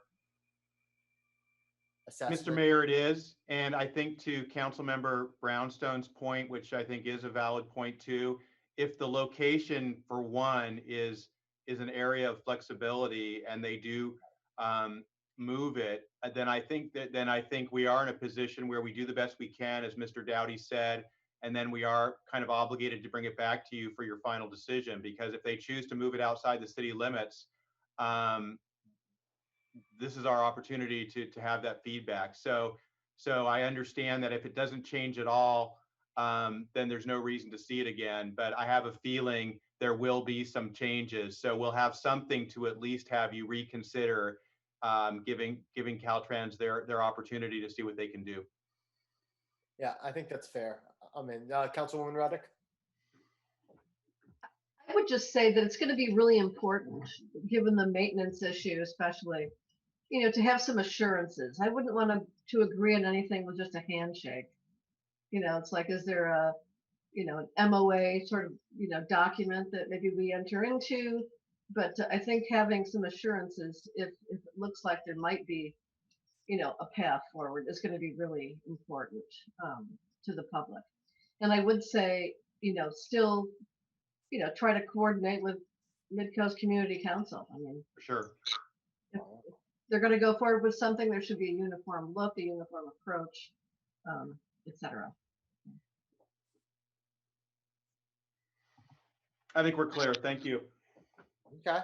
Very good. Very good. Good topic. Good topic. All right. May we move? Do we need to do anything else with that? Or is that enough direction? Or I'm sorry. I think the direction is clear, unless there's a desire for a motion to be made. I think we hear it. No, I think that's good. Good. All right. Item 3B then, quarterly financial report for the first quarter fiscal year 2020-2021. And then, yeah, just as we start this, let's just define what that time period is again, just to make sure everybody's aware. Oh, the first quarter, for sure. Ken will remind everyone what the first quarter is. Absolutely. Thank you. Hello, Mr. Mayor, Honorable Council. So yes, tonight we have the first quarter financial update. Our fiscal year runs from July 1st to June 30th. And these are the results for the first quarter. And those dates are July 1st to September 30th. We have a quick presentation for you. Here's the agenda. First, a quick recap of how the current fiscal year budget came to be and the actions we took to balance it. Revenues and expenditures for the quarter, a few budget adjustments, and finally the financial outlook going forward. As knows, going into this fiscal year has been met with many challenges. No one truly knew what was going to happen, but it was obvious that our revenues were going to be impacted, especially TOT. In response, the city cut back a lot of expenditures. In addition to that, we did some big ticket items, actions to relieve the financial stress. Some of those big ticket items include using $900,000 of the pension reserve fund money to pay the pension payment, deferring the library loan payment, deferring payment to our internal service funds, and the big one, we received 1 million in one-time revenues from the sheriff contract. Those are some reminders that while we are looking good, we did defer some things until we learn more. Next slide, please. So here is the high-level revenue summary for the first quarter. For TOT, we budgeted 2 million, received about 430K. Compared to the same time period from a year ago, we've lost about 200,000, or about a 33% drop. For reference, for this fiscal year, we plan TOT to drop by 65%. So the fact that it's only dropped by 33% is a good sign. We are doing better than planned, but revenues are impacted. Property taxes are relatively the same, with only a 2% drop, maybe about $3,000. Sales taxes, we received 243, and while the same time period from last year received about 533. This one is mostly due to the timing of payments. We received a payment, a $300,000 payment earlier than expected, which was accounted for the prior year. All of the revenues were all up about 21% from the prior year. Now, these monies are variable. All of the revenues include miscellaneous things, interest, community development fees, permits fees. So these don't come in a straight line. So this may even out in the next quarter, but for this quarter, we're up by 21%. Overall, we're down 24% in total revenues when compared to last year. Now that's compared to last year. You're going to tell us where we are to budget as well? I don't have that information in front of me. It is in the agenda packet, the full-on 8-pager report. There are the actual packets. So let me pull that up quickly. So as a percentage of budget, our revenues are 10%. And when you compare that to last year, it's about 10% as well. So we're trending pretty close to what we planned for. Yeah, I could make all that. What I couldn't tell exactly is where we were to what our forecasted budget was based on this year, which I would have assumed we were doing very well, because I thought we assumed more of a decrease than what we ended up with. That's correct. But I can't find that anywhere. Let's see. And maybe we can take that offline and discuss that a different time. But So the number you're looking, just to clarify, Adam, the number you're looking for is we're down 24%, but what did we predict we'd be down? Exactly. Right? Yeah. We predict to be down about 26%. Okay. So close. So almost the same. Yeah. Got it. And so this is the expenditures. And here's how we do on the expenditure side. These expenditures are by department. These departments have several divisions. So for example, City Manager's Office, even though it has a budget of $6 billion, that includes the sheriff contract, that includes Parks and Rec, and Public Works, that's maintenance and engineering. All the departments are under 25% of their budget, which is generally where we want to be. Next slide, please. Moving on to budget adjustments. This category is more of a cleanup item. After budget adoption, there were several items that were approved by council that carried fiscal impacts. This is a summary of what those items were. Various personnel actions being funded mostly by the general fund. Total fiscal impact is about 470,000, but the general fund is about 364,000. The Highway 1 South construction, we need about 49,000 more to complete that project. And then the emergency housing grants of $200,000 that council approved a few months ago. With that, next slide, please. If we incorporate these changes, here's what our fund balances look like. In the second column, what was adopted back in June, we anticipated that our unassigned balances, that bottom number, will be 423,000. Now, the budget adoption numbers were based on information that we had back in May. and a lot of things have changed since then. We're looking better. At this time, we think our unassigned balances, including the budget adjustments from above, are we anticipate that we'd be around 2.7 million in unassigned. We say think because we're still waiting for our CAFR. It is an estimate, but we still expect that we will be in a pretty good position coming into mid-year.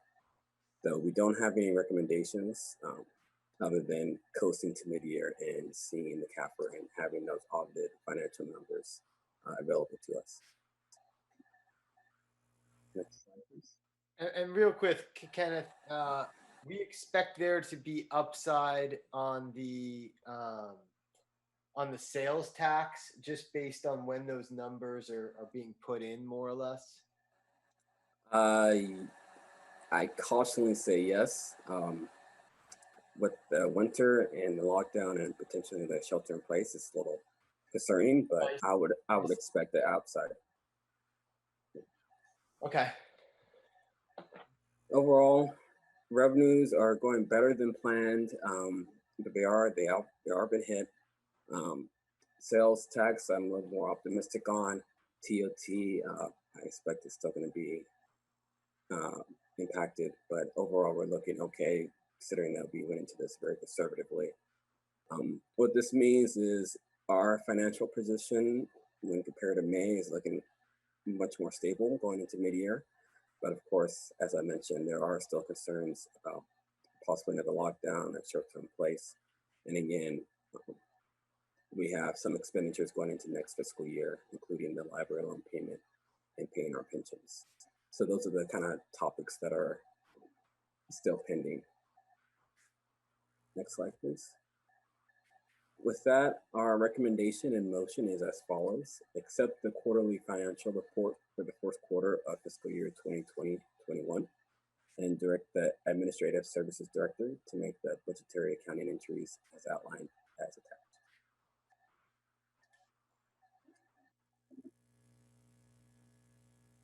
All right. And open it up to council and for public for questions.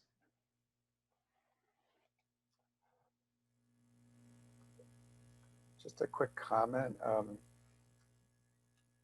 mean, so generally, by the way, thanks for putting this all together, Ken. I'm glad to see that we're relatively decent financial health, all things considered.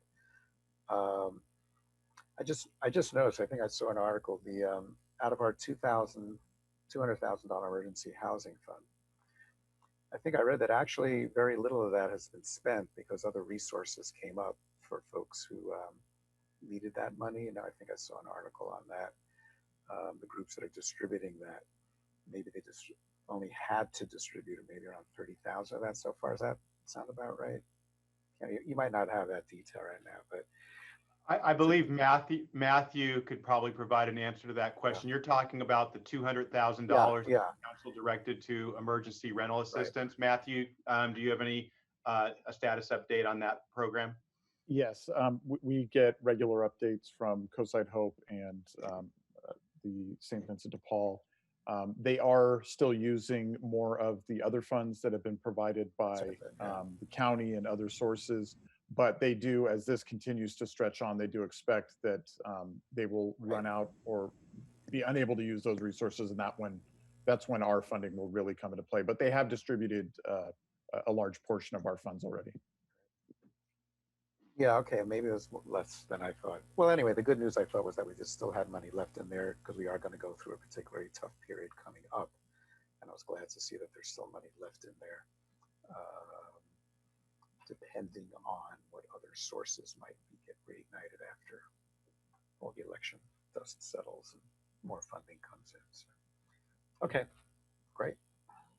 May I ask that, well, I won't be here when we do the next budget, and I think it's important that we include it. These numbers are great, but I do think we should include in there where we are to budget, as opposed to just where we are to last year. I mean, as far as I'm concerned, last year is meaningless because last year didn't have COVID. So comparing us to last year, although a good number still, is relatively like uninformative in the scheme of things. It's more, I want to know where we are to the drastically reduced budget that we adopted, which I think we did a great job really cutting a lot of the fat out of that.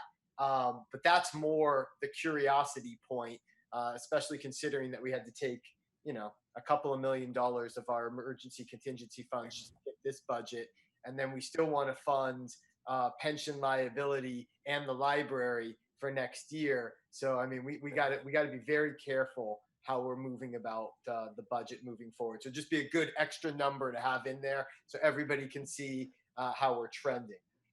I okay. agree that 100% agree. What did we expect? Where are we? Because knowing that number then helps us plan a little more future-wise in terms of, okay, can we start looking at some improvement projects or not? Were we close to what we predicted? Because we put off all those projects based on really wanting to retain, right, a lot of the funding for emergency funding. So the more we can track, then the more we can plan ahead, like, oh, okay, we could put some more of that now because things are looking either better or worse, in which case we stay steady and don't start any new improvement projects. So, yep, that's the numbers that we really need would help. Great. Do we have any public comment on this? Oh, and then we'll go to Debbie Reddick. I don't see any public comment, Mayor. Very good. Councilwoman Reddick, I'm sorry. Go ahead. Yeah, I mean, I thought the percentage of budget was helpful. That kind of tells me where we are, on a quarter by quarter basis. Yeah. It would be good to know, is our forecasting good? Yes. Right? So it looked like it was actually pretty good. One was 26%. The forecast, we were at about 24%. So we want to know how good our forecasting is. And I think staff's been doing a pretty good job of that. So thank you for that. So I thought it was a useful report, but yeah, being able to compare, the relationships so that we understand the picture, I think is really important. And I went over it with staff this morning. I would say, given where we are in COVID, that I'd like to check in a little more frequently than quarterly. Like I'd rather not wait until, February to know where we are because we're going to be in the thick of the winter. So if we could do this maybe monthly or, every other month, or maybe bring in the finance subcommittee and give a report. But I'd like to really stay on it so I understand where we are in a timely way. I think quarterly might not be enough given our current circumstances. That's smart. We have a subcommittee. I think that's a smart idea to probably do it monthly in front of the subcommittee and then maybe quarterly in front of council unless people want it differently. But we're probably in that stage, especially knowing that realistically, I think, sales tax was a lot lower than expected. TOT came in better than we expected, but that's because so many people traveled summer. Now that we're in peak travel season, it's really a dangerous time period, especially with numbers now spiking again. Again, I think we prepared well in this budget for these exact scenarios, but I do think we need to stay tighter to it at this point, especially with the numbers spiking and given where we are with it. It needs to be monitored. It needs to be monitored. Yeah, great suggestion. We'll plan to schedule a finance subcommittee for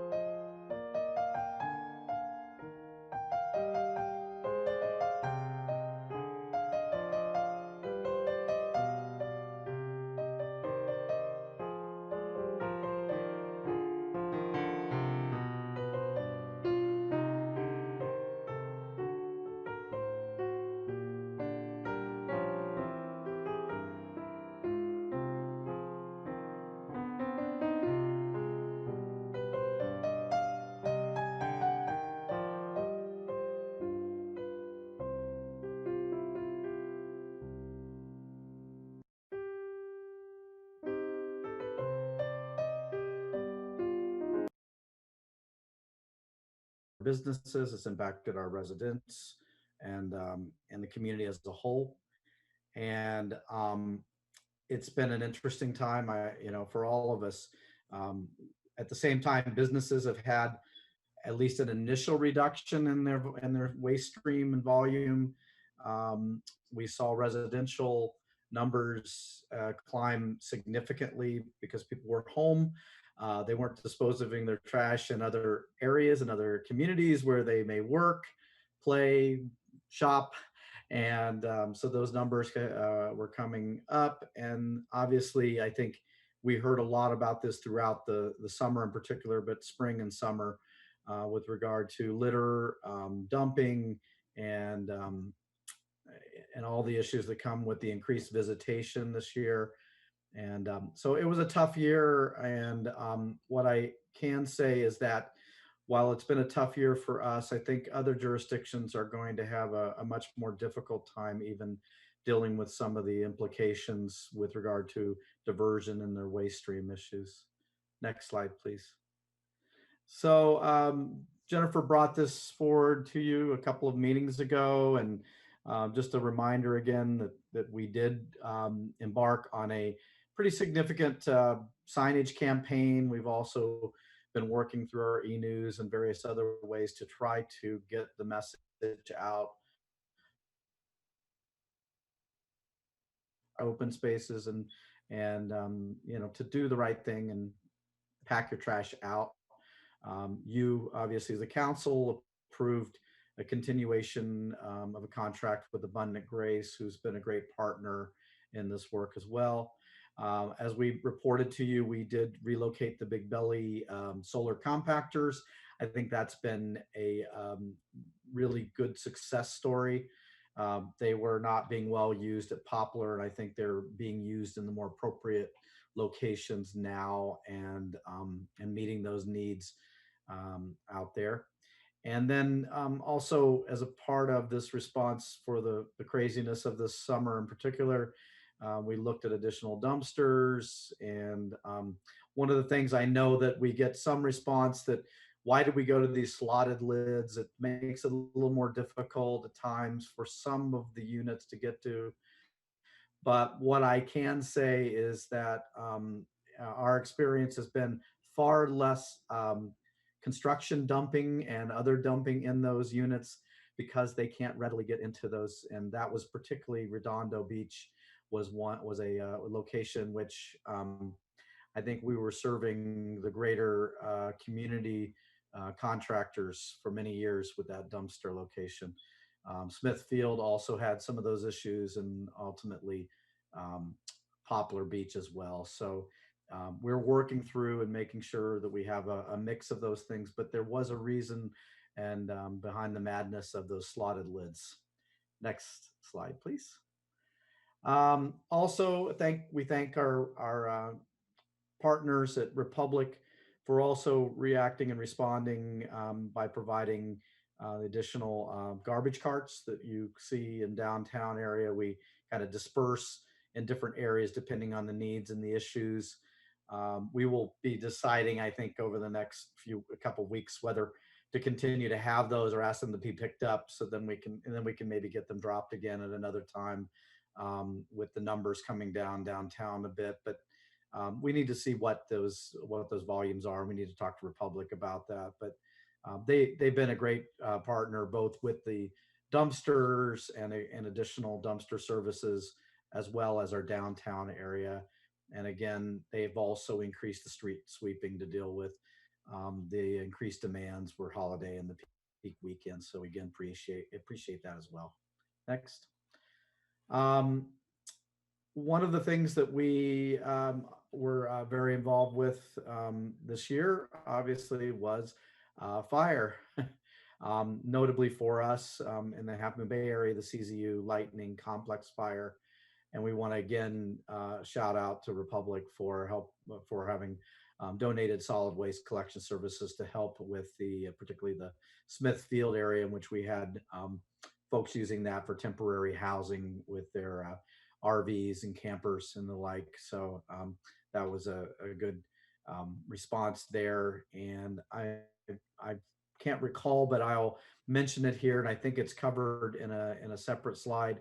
But we did receive word and an email just yesterday that Ox Mountain will be one of the landfills. It was one of the landfills identified to receive construction-related debris from the CZU Lightning Complex fire. Basically, 1,000 structures were lost there, and Ox will be one of those areas that we receive materials from that fire. So if you notice more truck traffic coming down Highway 1 and into 92 to Ox Mountain, that is where that's coming from. So that just to give folks a heads up on that.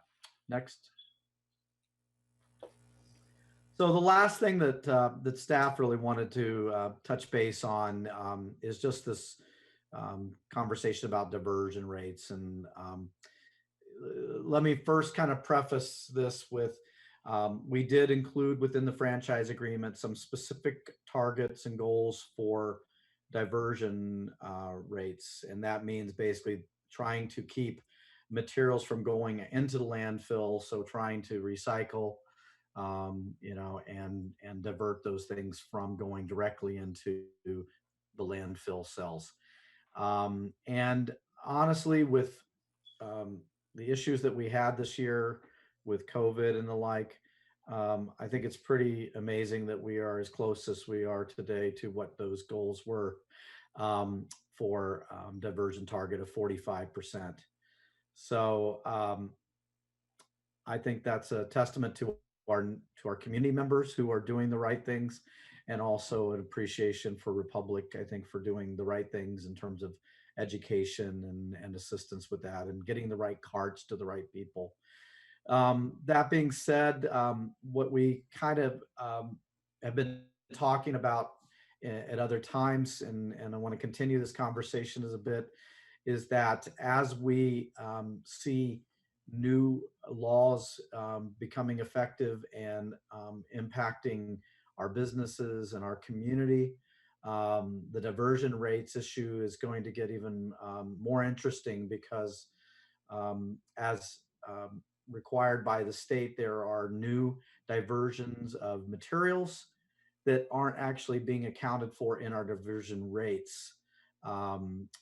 We're required to expand in one area significantly the amount of green and organics recycling from our commercial businesses, not just the larger commercial business, but every commercial business that generates at least 4 cubic yards of garbage monthly, which is not a lot. So it's basically every business.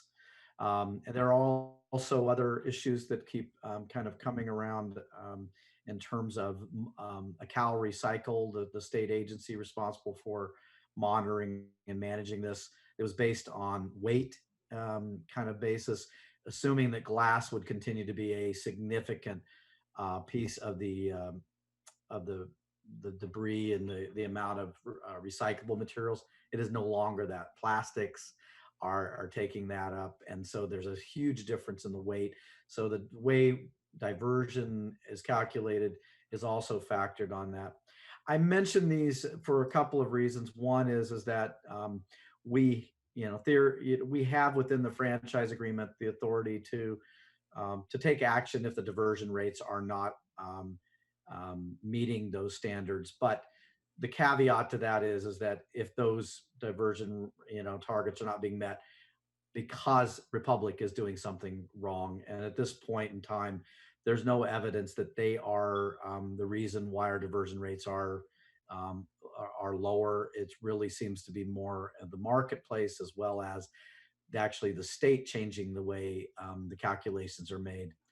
I also kind of point this out because I do believe, as part of our legislative agenda, we are going to need to start thinking and talking about how we approach our legislative agenda in regards to solid waste, recycling, and a number of things, particularly because the model seems to be a little bit off in particular with the issues regarding overseas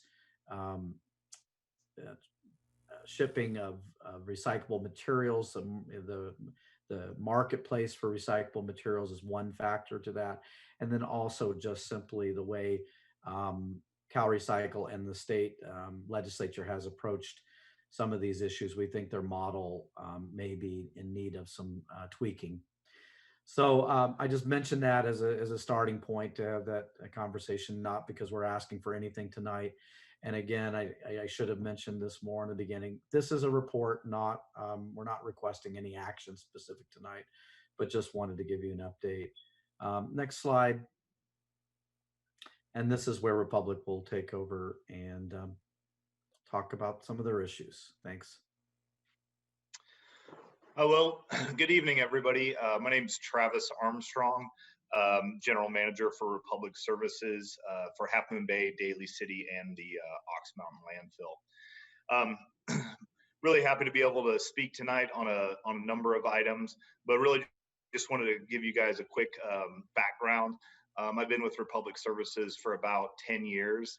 I started as an operations supervisor, which is kind of, your entry level manager, if you will, the guy on the street solving customer issues and service items. And I've had the opportunity to kind of grow and progress throughout my career. As I started in Oregon down to Southern California, really learning different facets of the business. So I know the collection piece really well. Operated some landfills over in the East Bay for a little bit. Spent some time at the Newbie Island Recycling Center, which is where all of Half Moon Bay single stream recycling is sorted, and some exposure to organics and other avenues there. Just really happy to be in this position. Been in the seat for about 5 months now. My wife and I relocated in February, so we do live here on the coast side in El Granada. I spent a number of years in Coos Bay, Oregon, born and raised in Oregon, but there's a lot of similarities in those Bay cities, if you will. So really do feel at home in Half Moon Bay, and it's a place I want to be at for an extended amount of time, and really be a good partner in the business. Kind of 3 things I want you guys to take away from my message tonight. The first one is customer service, right? So there's a quality aspect out on the streets. There's billing items, and those two are very near and dear to me. So you have my commitment that level of service is quite honestly going to get better. If I don't know about it, I can't fix it. And I know there's been some social media reactions to levels of service, and I just want you guys to know that you have my commitment that those things are being addressed, and I do take those items very seriously. Again, I'm running the trails, I'm at the beach, so when I see litter in the gutter, it's an insult to me as well. So the second piece is really just about being a good community partner. A lot of our folks live and work in the community, but it makes the job so much better when we're able to donate, to partner with various nonprofits. It's just something that I enjoy on the weekends, going and helping out. So you have my commitment on those 2 things. And on the very last slide, you'll see my contact information, right? So again, if I don't know about it, I can't fix it. As council members, you guys get calls about just about everything, as I'm duly aware, but please call, text, email. If I don't know, I can't fix it, and you will definitely get a swift reaction whenever I can. So with that being said, we'll move on to our COVID-19 update. Thank you, Travis. Good evening, Honorable Mayor, members of the City Council. Monica DeVincenzi with Republic Services. I'm going to give some of the background related to our COVID response.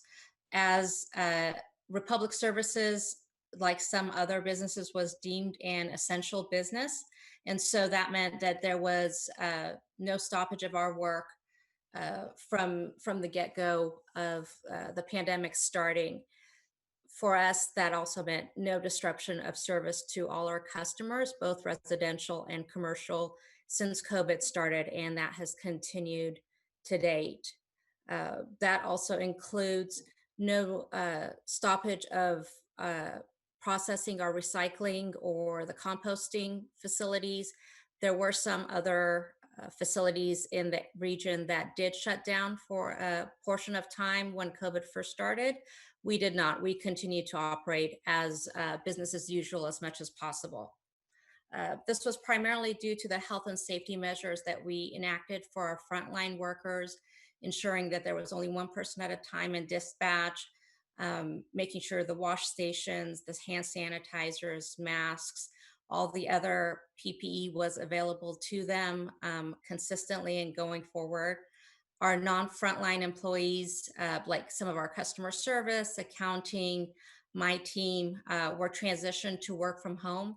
Again, this was done because the work could continue with minimal or no disruption to the customers, but at the same time, it provided extra safety for those frontline workers that had to show up and be at the office and couldn't work from home. A couple of other things that we as a company did throughout the country that we're really proud of, and I think we shared with you earlier in the year, is we launched a Committed to Serve campaign. That was a $20 million initiative company-wide to support our employees and their families by giving them a $100 gift card every other week for 2 months, so roughly $400 per family to spend in their local communities. As Travis mentioned, a lot of our employees are Half Moon Bay or coastside residents, so that money went right back into the communities. The other thing that we started prior to the Committed to Serve is we were bringing lunch into our employees a couple of times a week for a couple of months. And again, in that effort of being a part of the community, wanting to make sure that the small local businesses continue to stay open and sustain and support them as much as possible. And we've listed some of the ones that we supported through this endeavors. Yeah, and I would just add to that as well. There's some other larger agenda items, some initiatives that are coming down the pipe that I think are really important. On a national level, Republic really wants to be a leader.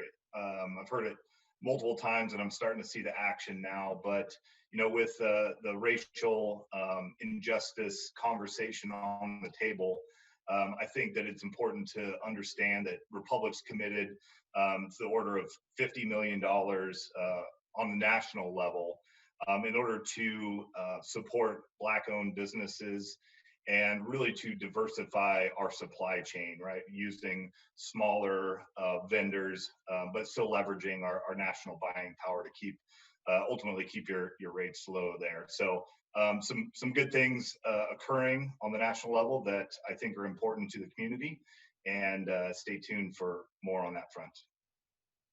Next slide, please. So the impact to local businesses. With the start of COVID, non-essential businesses were set to close, or some were operating under modified conditions. As John mentioned, we saw a decrease in the commercial sector's garbage, recycling, and organics volumes because they were forced to shut down or operate under restricted conditions. So during this time, our role really transitioned. Prior to COVID, our interaction with businesses was really to educate them, promote sustainability, diversion, recycling, and organics. That was kind of the main focus, and as we've presented to you in the past, with COVID starting and businesses having to close or suspend services, that changed to providing support and assistance to businesses as they figured out what they were doing.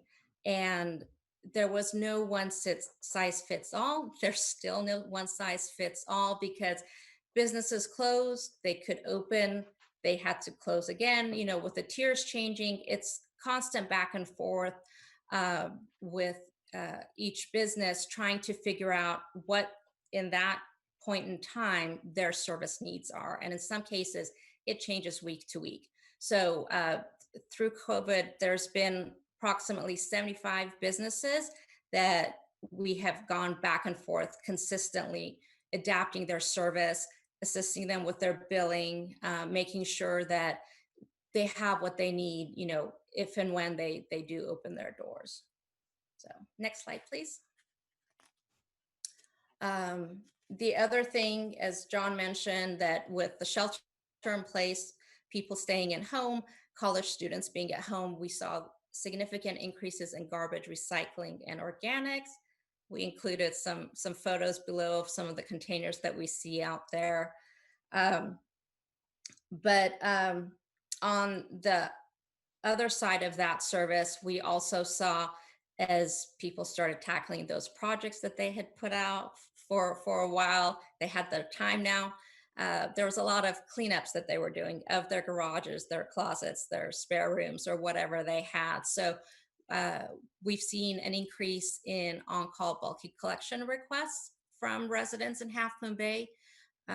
We've had nearly 500 appointments in 6 months, and below in the bullets, I listed, you know, what we had for all of 2019 and all of 2018. So, and based on the call volumes that we get and the types of calls, we don't see this trend going down anytime soon.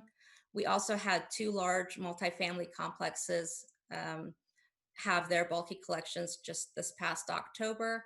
That was Half Moon Village, which has 160 senior units, and Ocean Corner Condominiums, which is 56 units.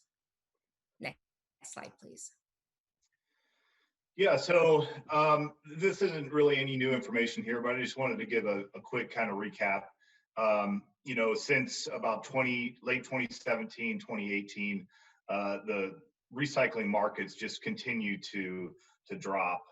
You know, with the implementation of China's national sword policy, and we can go into a lot of detail on that, but in all reality, they cut their level of contamination down and significantly decreased the throughput of recyclable material, in particular, your mixed paper recycling.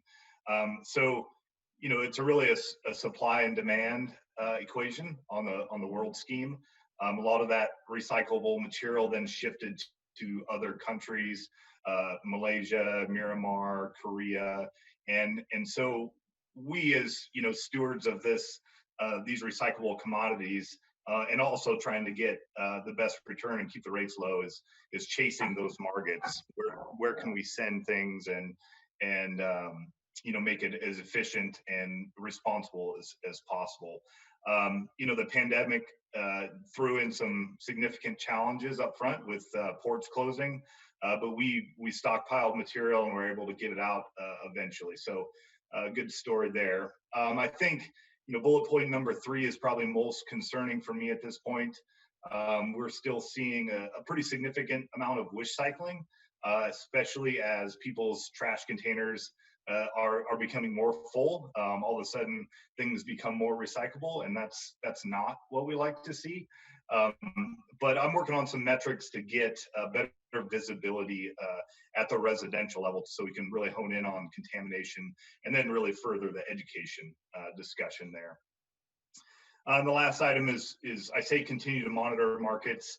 I think we've taken a more proactive approach on the government level, both state and national. You know, trying to, you know, put a more business-friendly approach and drive some of those other markets. So when you think about those paper products going overseas to make recycled cardboard, why can't we get a better market here in the U.S.? And what government subsidies are out there to help business build and keep those markets more domestic, right? Like our aluminum containers, 85% of that stays in the U.S. and it's a highly recyclable, recoverable commodity. It's a great story, but we need a couple things. We need, John did a good job of mentioning it earlier, but if SB 1383 and these other regulations are being forced down to our businesses, and that's not what the businesses are wanting. They need to have a voice through council and push back in a sense so that our businesses are well represented. The other piece really is, and you guys are doing the right thing in amending ordinances and just keeping up with the pace of the market and trying to do the right thing and be good stewards of the environment. So I appreciate your efforts on that front. Next slide.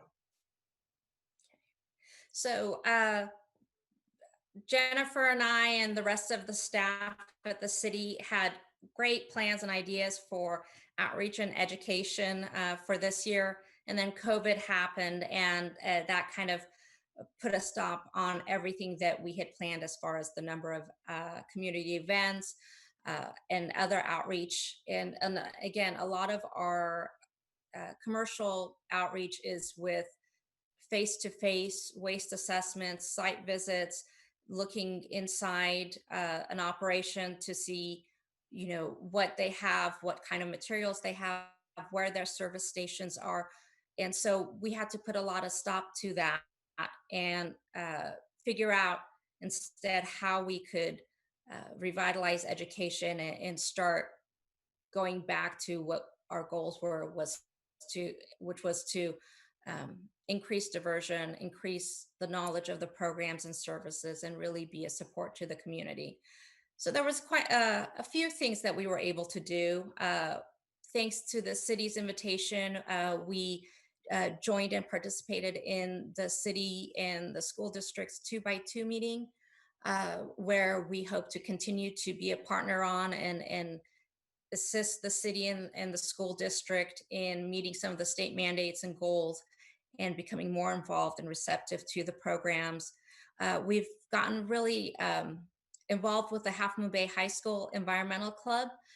They've got some really bright young leaders in that group and the teacher that's leading them. And so we've attended a couple of meetings with them.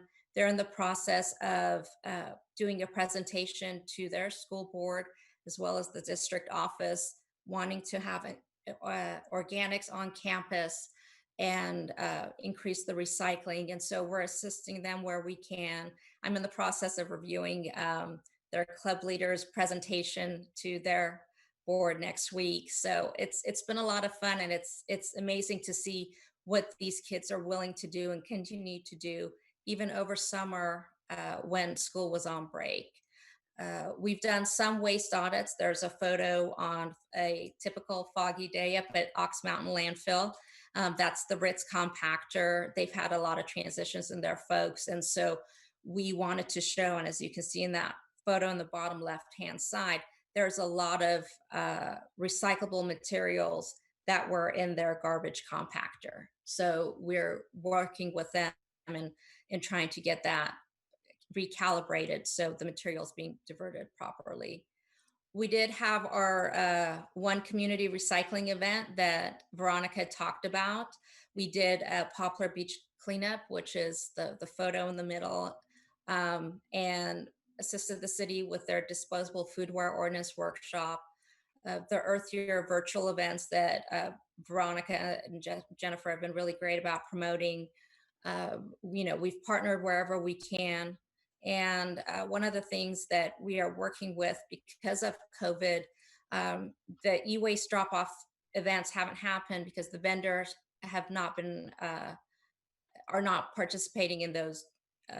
They don't want to expose their staff to potential COVID exposure. So what we're working on is setting it up to where residents year-round can bring electronic waste to Ox Mountain Landfill.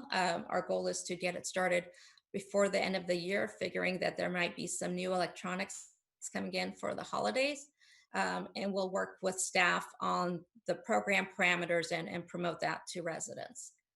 Next slide. And I have the same photo with the Brown family. It's one of my favorite photos from the year. So I just wanted to make sure that it was included again. So next slide. So with that said, our 2021 focus, there's a couple of key drivers. The biggest ones being the state mandates that are coming down the pike. Assembly Bill 1826 has been in place in 2016. That's the mandatory organics recycling mandate from Cal Recycle, but it was a tiered one. And just recently, in September of this year, Cal Recycle, in their infinite wisdom during a pandemic, decided to drop the threshold to 2 cubic yards of material developed or produced by a business. And so it's really it will affect a lot of the businesses in the city of Half Moon Bay to make sure that they have organic service. But because with COVID, they keep changing their service levels, you know, one day it might be 75 businesses. The next day, if the tier changes, it's, you know, 55 businesses. So that's something that we're going to be monitoring and working with. SB 1383 is probably the biggest legislation coming down the pike, and it goes into effect of January 1st, 2022, and it has multiple areas from food recovery, from restaurants and grocery stores and those kinds of things that the county will be taking the lead on to assist the city with. But for us, the biggest thing is that it will require organics services for every residential and commercial businesses. So the thresholds go away. It'll be like recycling. Basically, you open up shop or you move to your new place, and whether it's single family, multifamily, you will have organic services. And there's very small exceptions that Cal Recycle will grant to bypass those requirements. Excuse me. So the other thing that we're going to be focusing on is, because we don't anticipate the pandemic disappearing come January of next year, is adapting our outreach and education to the new normal, figuring out whether it's more Zoom type events or if there's more outdoor events that we can have as long as social distancing protocols are followed, and figuring out kind of what we can do to re-engage the community. Sorry, my voice is going. We'll continue to collaborate with the city on the litter and overfilled containers and illegal dumping challenges, and continue to work with the city. And Travis, the next points are yours. Yeah, and I kind of touched on this before, but you know, just developing those partnerships and relationships with local nonprofits, local businesses, right? If I go get a coffee from Moonside, right, I'm checking on a business or learning somebody's name and what their challenges are, and I probably have a can of blue spray paint in my truck that I try to take care of, you know, graffiti as I see it pop up as well. So no, overall, just looking forward to continuing to build these relationships, and you know, we're here to support council and ultimately our customers within the city. I applaud Monica's efforts. It really has been a challenging year, and we tried to take a kind of a proactive approach with service levels and helping customers adjust. And it's been an on and off economy, as you folks all well know. So we're working through those challenges, but if anybody has any ideas or how we can improve, I'm all ears at this point. Next slide. So there's my contact information. Most of you probably have Monica's already, but again, feel free to reach out with any questions, comments, concerns. If you just want to know more about something in my industry, then I'm happy to, if I don't know the answer, then I'll find it for you. And with that, I think the next slide is open for questions. Excellent, great presentation. Turn it over to council and for any clarifying questions, and then we can go to the public real quick.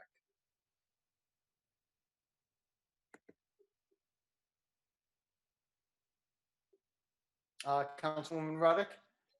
So could you explain for me this concept of contamination?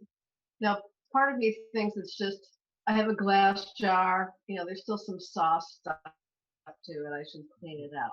But does it involve like sort of mixing things that shouldn't be mixed? Can you just define again what the contamination problem is? Yeah, it's really, I mean, simply put, it's trash in recycling, unrecyclable products. I'm happy to share, some contamination results, and I can give you hundreds of pictures of what people are putting in recycling. The latest trend, and it's not surprising, but cloth masks and plastic gloves are not recyclable. So hopefully that answers your question. I almost think that there should be some sort of educational program around it, or maybe some games, where people can learn, through experience, like what it is. I'm still confused. I mean, I find myself going back and looking at the paper literature, but somehow I think we need to just do a better job at cracking that contamination nut by whatever sort of creative educational things we can do. So one of the things that we used to say prior to the National Sword and everything else was, if you're not sure, put it in the recycling because there's probably a market somewhere for it. Since then, and with all the changes, that has changed. So our kind of motto is, when in doubt, throw it out, because we want to keep the recycling as clean and pure as possible. And same with the organics.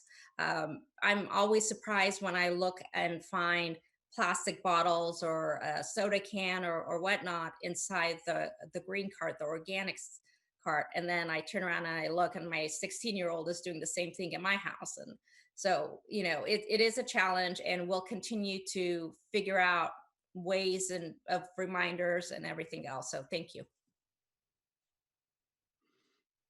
I can, my service is through a competitor of Republic, but we just received in the mail a very detailed flyer on what they're going to do to us in terms of fines and other actions when they find contamination in our trash can and our recycling can. That would be with Allied, with not Allied, but with the BFI or Waste Management, whatever you want to call them. So everybody, this is not just us. This is seemingly across the board. I'm hoping we don't have to go to the level, but I'll share those with Republic as well. I'm sure they're aware of what's going on, but I was really surprised by it. I think, all of our hope is not to be as draconian as that, but at some point we may have to look at that. Sometimes the only way to change behavior is by costing people a little bit extra money, and but no one wants to do that, or some other path that is a rather punitive, and we don't want to do that. But that is what's being looked at around the area. I can assure you that. Well, I think it's better to just spend money on educational materials. Maybe it's videos, showing different things and where to put them, and using fun and games to do it. I mean, even if you're going to the high school, I kind of look at the recycling kind of like, let's say, carpooling. We all know we should do it. We all know what we should, for the most part, what we should put into the blue can versus the other can. But when that other can is really full, we kind of hedge and think, it's just a little bit, And then there are the ones that are on the edge, and we struggle. I tell you, we have the list of the things at our offices when we're open and operating, and Jennifer gets more calls and questions sometimes from staff saying, at lunchtime, is this can or is this the other can? So we're all struggling with it. I do think education is a part of it. I think vigilance and diligence on the part of our customer base is also a big piece to this, and hopefully that will solve most of the problems and issues. And I know they're going to continue to do the audits as well, to see and see what's going on, and to try to fight through this and go from there. Very good. I see we have a few members of the public that would like to speak. Yes. Are you ready for public comment? Yeah, let's move on to public comment. We'll bring it back to council after. Okay. Dan Haggerty, you have 3 minutes. Yes, thank you. I do solidly agree with Councilmember Reddick. I think that I've been here 32 years. Recycling, when did that start? Initially started, cans in one bin, glass in another bin, newspaper in a third bin. Okay. Early on, it was very clear. Today, it is absolutely not clear. There are so many different plastics. Some, you got to look at, should it be, I guess, you're supposed to rinse it all out first. Your average citizen does not know where to put what. So I agree 100%. An education program really needs to be elevated. I've heard stories that, we mix all of our recycles together and most of that goes to a landfill in China. I don't know. I don't know really what's going on with our recycling. I would like to know very much personally. And, respectfully, John, I disagree with you. Very respectfully, I disagree with you. I think most people, you go into, let's say, a food, situation where they have, all these recycle bins, and they have, they have pictures. It's not all clear. What about this plastic fork or that plastic fork or what? The paper with the food on it. Where does it go? Nobody really knows. And they just nobody has time to think about it. They just throw it in, whatever. They give up. It's too confusing. They give up and they throw it in wherever. They don't have the time to really give it that much. Certainly, some things are easy. Certainly. A recyclable bottle, of course. Newspaper, cardboard, of course. But there's all of these things in the middle that people, they don't know where to put it. And I'm personally, a big advocate of making sure that things are recycled if possible, and protect the landfill. We've got our environment, right? We're all going to live through this, and we need to be responsible. And I don't think government has been responsible enough to really educate the people on, where does this soiled piece of,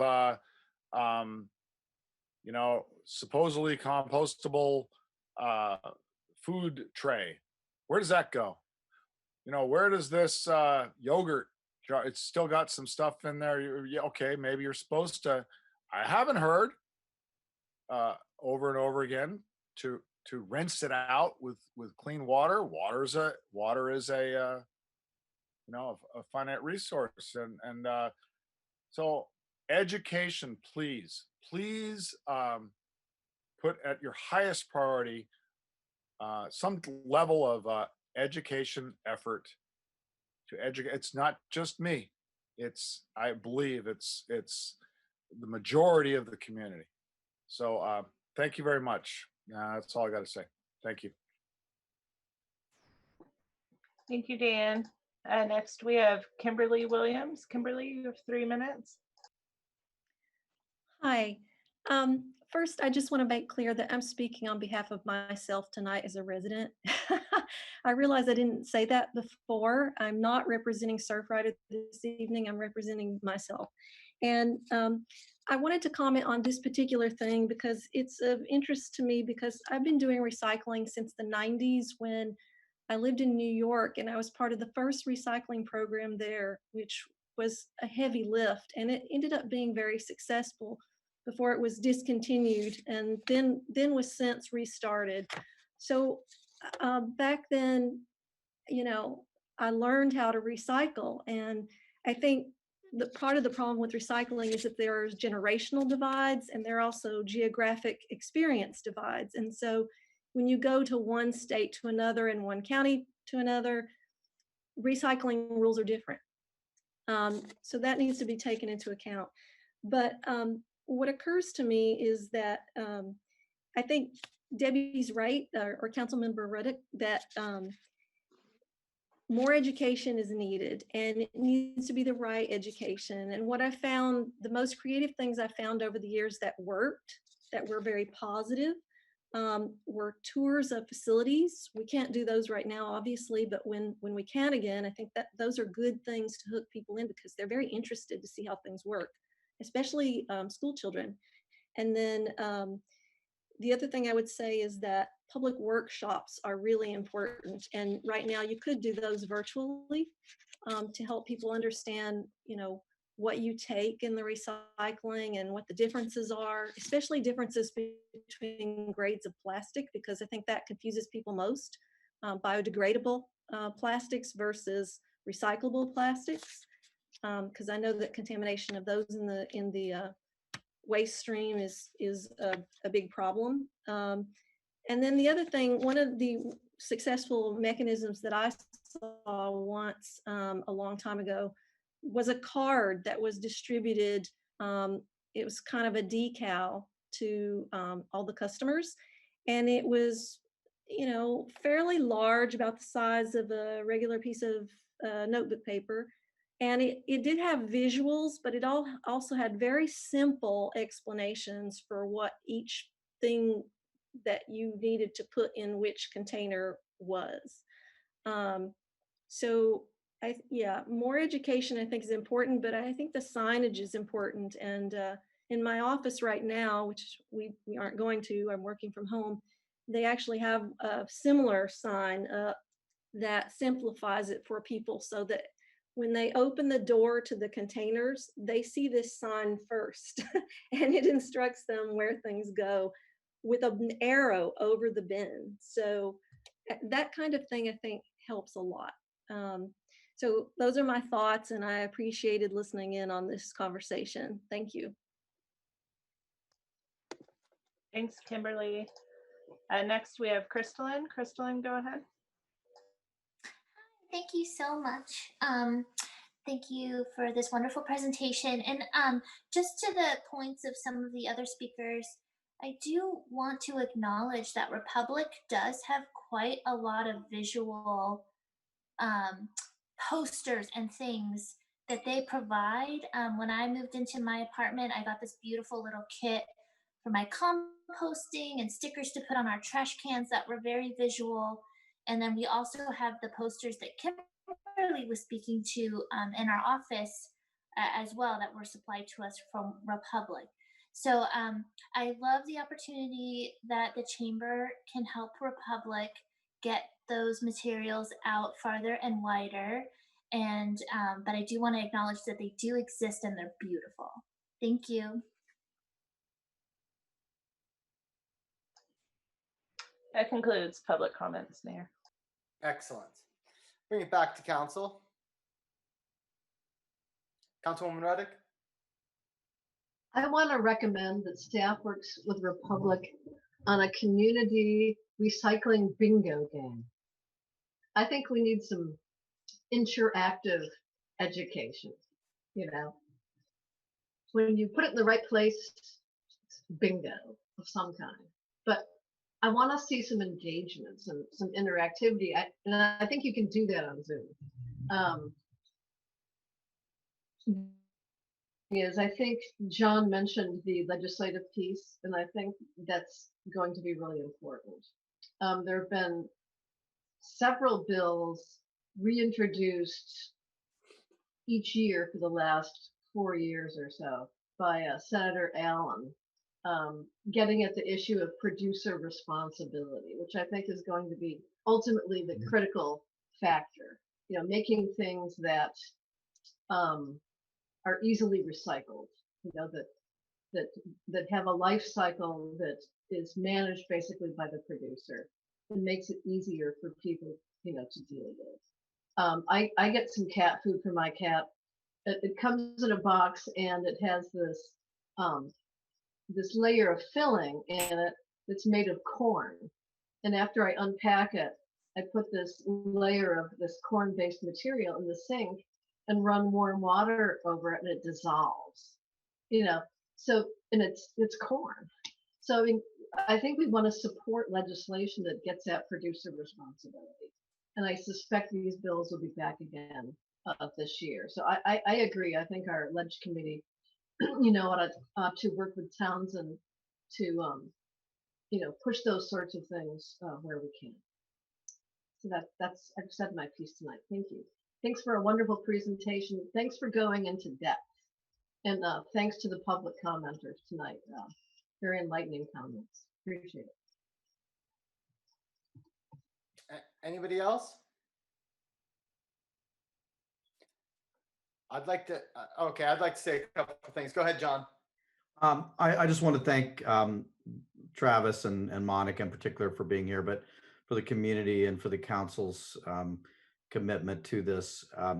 You know, I will just say this: there, you know, there's the multiple R's, you know, and part of those that we kind of miss when we have these conversations is to reduce the amount that we actually purchase, we put into wherever it goes. We reuse where we can and deal with that. And so we seem in these conversations often to get really focused on the recycle piece. And I speaking from my own perspective, I use a lot more materials and things that I would really hope and want to reduce that and stop putting it there. And I don't have to fight and argue with myself about where it goes and which can it goes into. So I think our sustainability efforts and working with Monica in particular, with Veronica and everything, are really focused on that multiple you know, legs of the stool, and recycling is just one of those pieces. And so I hope we can continue that conversation as well. You have shown the leadership moving forward with many things, such as the plastic bottle, the PET bottle at the parks, and prohibition at the parks and beaches. You also are the first and likely the only agency in the county to adopt the disposable foodware ordinance and to be implementing it almost a year ahead of everybody else, which in and of itself will also lead to easier and better recycling, because all of those materials will go into an organics tub and reduce all of those questions about whether this is you know, potato based, plastic based, some other plant based material. So I think you have shown that leadership, and I just want to make sure that we're dealing with it. I hope that the rest of the county follows suit soon, that the coastside areas do. I hope that Recology goes forward and make sure that they're educating their customer base in other areas that are served by Recology in Grenada and Montera.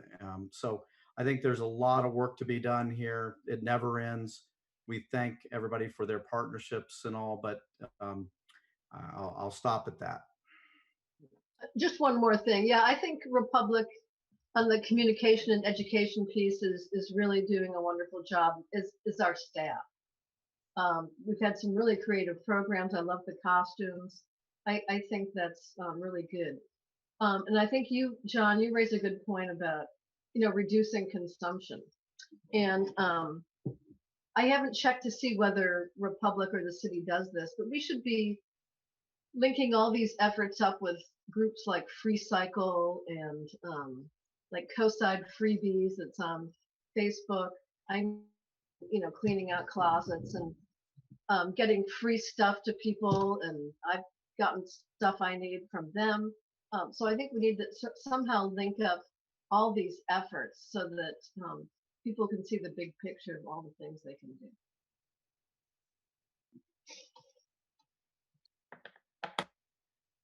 Very good. I just want to say a couple things. First of all, I did see Travis at a very early morning, early in the morning down at Poplar Beach, dealing with some graffiti at one of the garbage cans down there. So I was very appreciative. It's great to have a local taking care of everything, and I appreciate your efforts. I also wanted to say that at Poplar Beach, I don't know if this has been established yet, I love the way that we have reduced the small garbage cans and increased the dumpsters. So I love all that aspect. And we have 3 dumpsters now. And the only thing that I was asking, I talked to Bob about this a little while ago. I'm not sure if it made it back to you guys yet. It probably did. But we don't have yet, I want it to continue as is, but we have no recycling there. And so that would be the only change I would love to add. Keep, even if we have to sacrifice one of those dumpsters, so maybe one of them is recycling and the other 2 are garbage or whatever. But I would love to have, just even as for multiples of reasons, a recycling effort at that beach as well. Go ahead, Monica. I'm not sure if it'll work, but yeah. No, I just wanted to say thank you for bringing that up.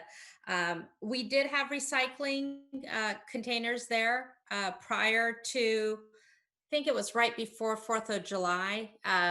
Unfortunately, with all the extra visitors that were coming to the coast and especially Poplar Beach, they just became garbage and they were overflowing. So in the interim, in working with city staff,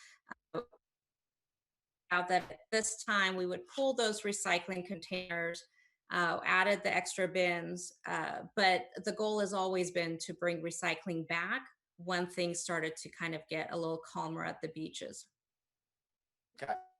And just for the record, the let's just call it the abatement or the lessening of garbage exists now that we've taken all the smaller bins out and replaced them with the bigger dumpsters has been a fantastic change. So I'm all in on the current iteration. Just want to see if I can get the recycling in there as a little extra, as the extra piece. And again, not even sure that that'll work once it happens. I'm not saying that that's going to totally be all recycling, but in the ideal, hopefully would be. Mayor, that's really the challenge that we've been having is if you did audits on those recycling bins, you talk about contamination. That's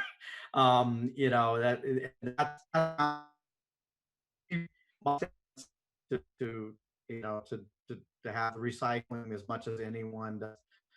And we will continue to work. We committed the community to be looking at this winter, trying to figure out solutions that maybe is a combination of some return to some smaller, but still leaving the larger bins out there and also dealing with recycling. So this is not a forgotten item, and we will definitely be looking at something to implement before springtime rush comes, whatever that may look like. But that is a huge challenge that we've had.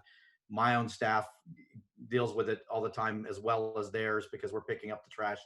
It's usually grossly contaminated, and we're back to this point about why we're having struggles with our waste stream, or the recycling. Yeah. Either way, I don't think we need to put any small bins there at all because those were constantly flowing. We couldn't really deal with it, and garbage.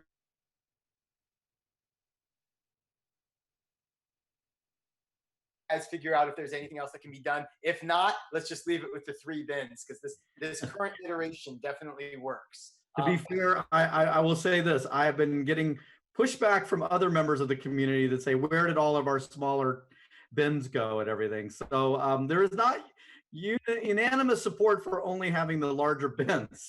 Yeah. Well, as they usually say, if you get 51% of the community to approve of something, that's you're in the right spot. So all I know is I go down to that beach every day. It is the cleanest it's ever been. So I appreciate where it's at from that perspective.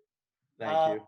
Thank you all for your presentation. I don't have any further comments. I appreciate everything you're doing. Are there any other comments before we move on this topic? Good. Do we need to do anything with this topic? Hold on. No.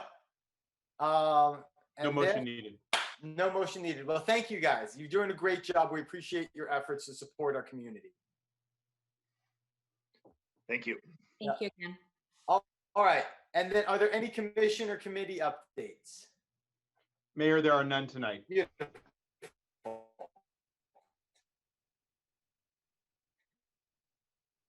Future discussion, possible agenda items. Excellent. City council reports.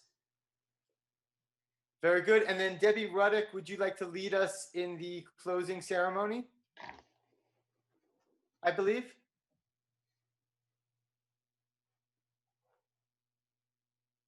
And we can't quite hear you yet. You're muted, Debbie. What closing ceremony? We were going to adjourn the meeting with a moment of silence in honor of John Lynch. Oh, yes. A moment of silence for John Lynch.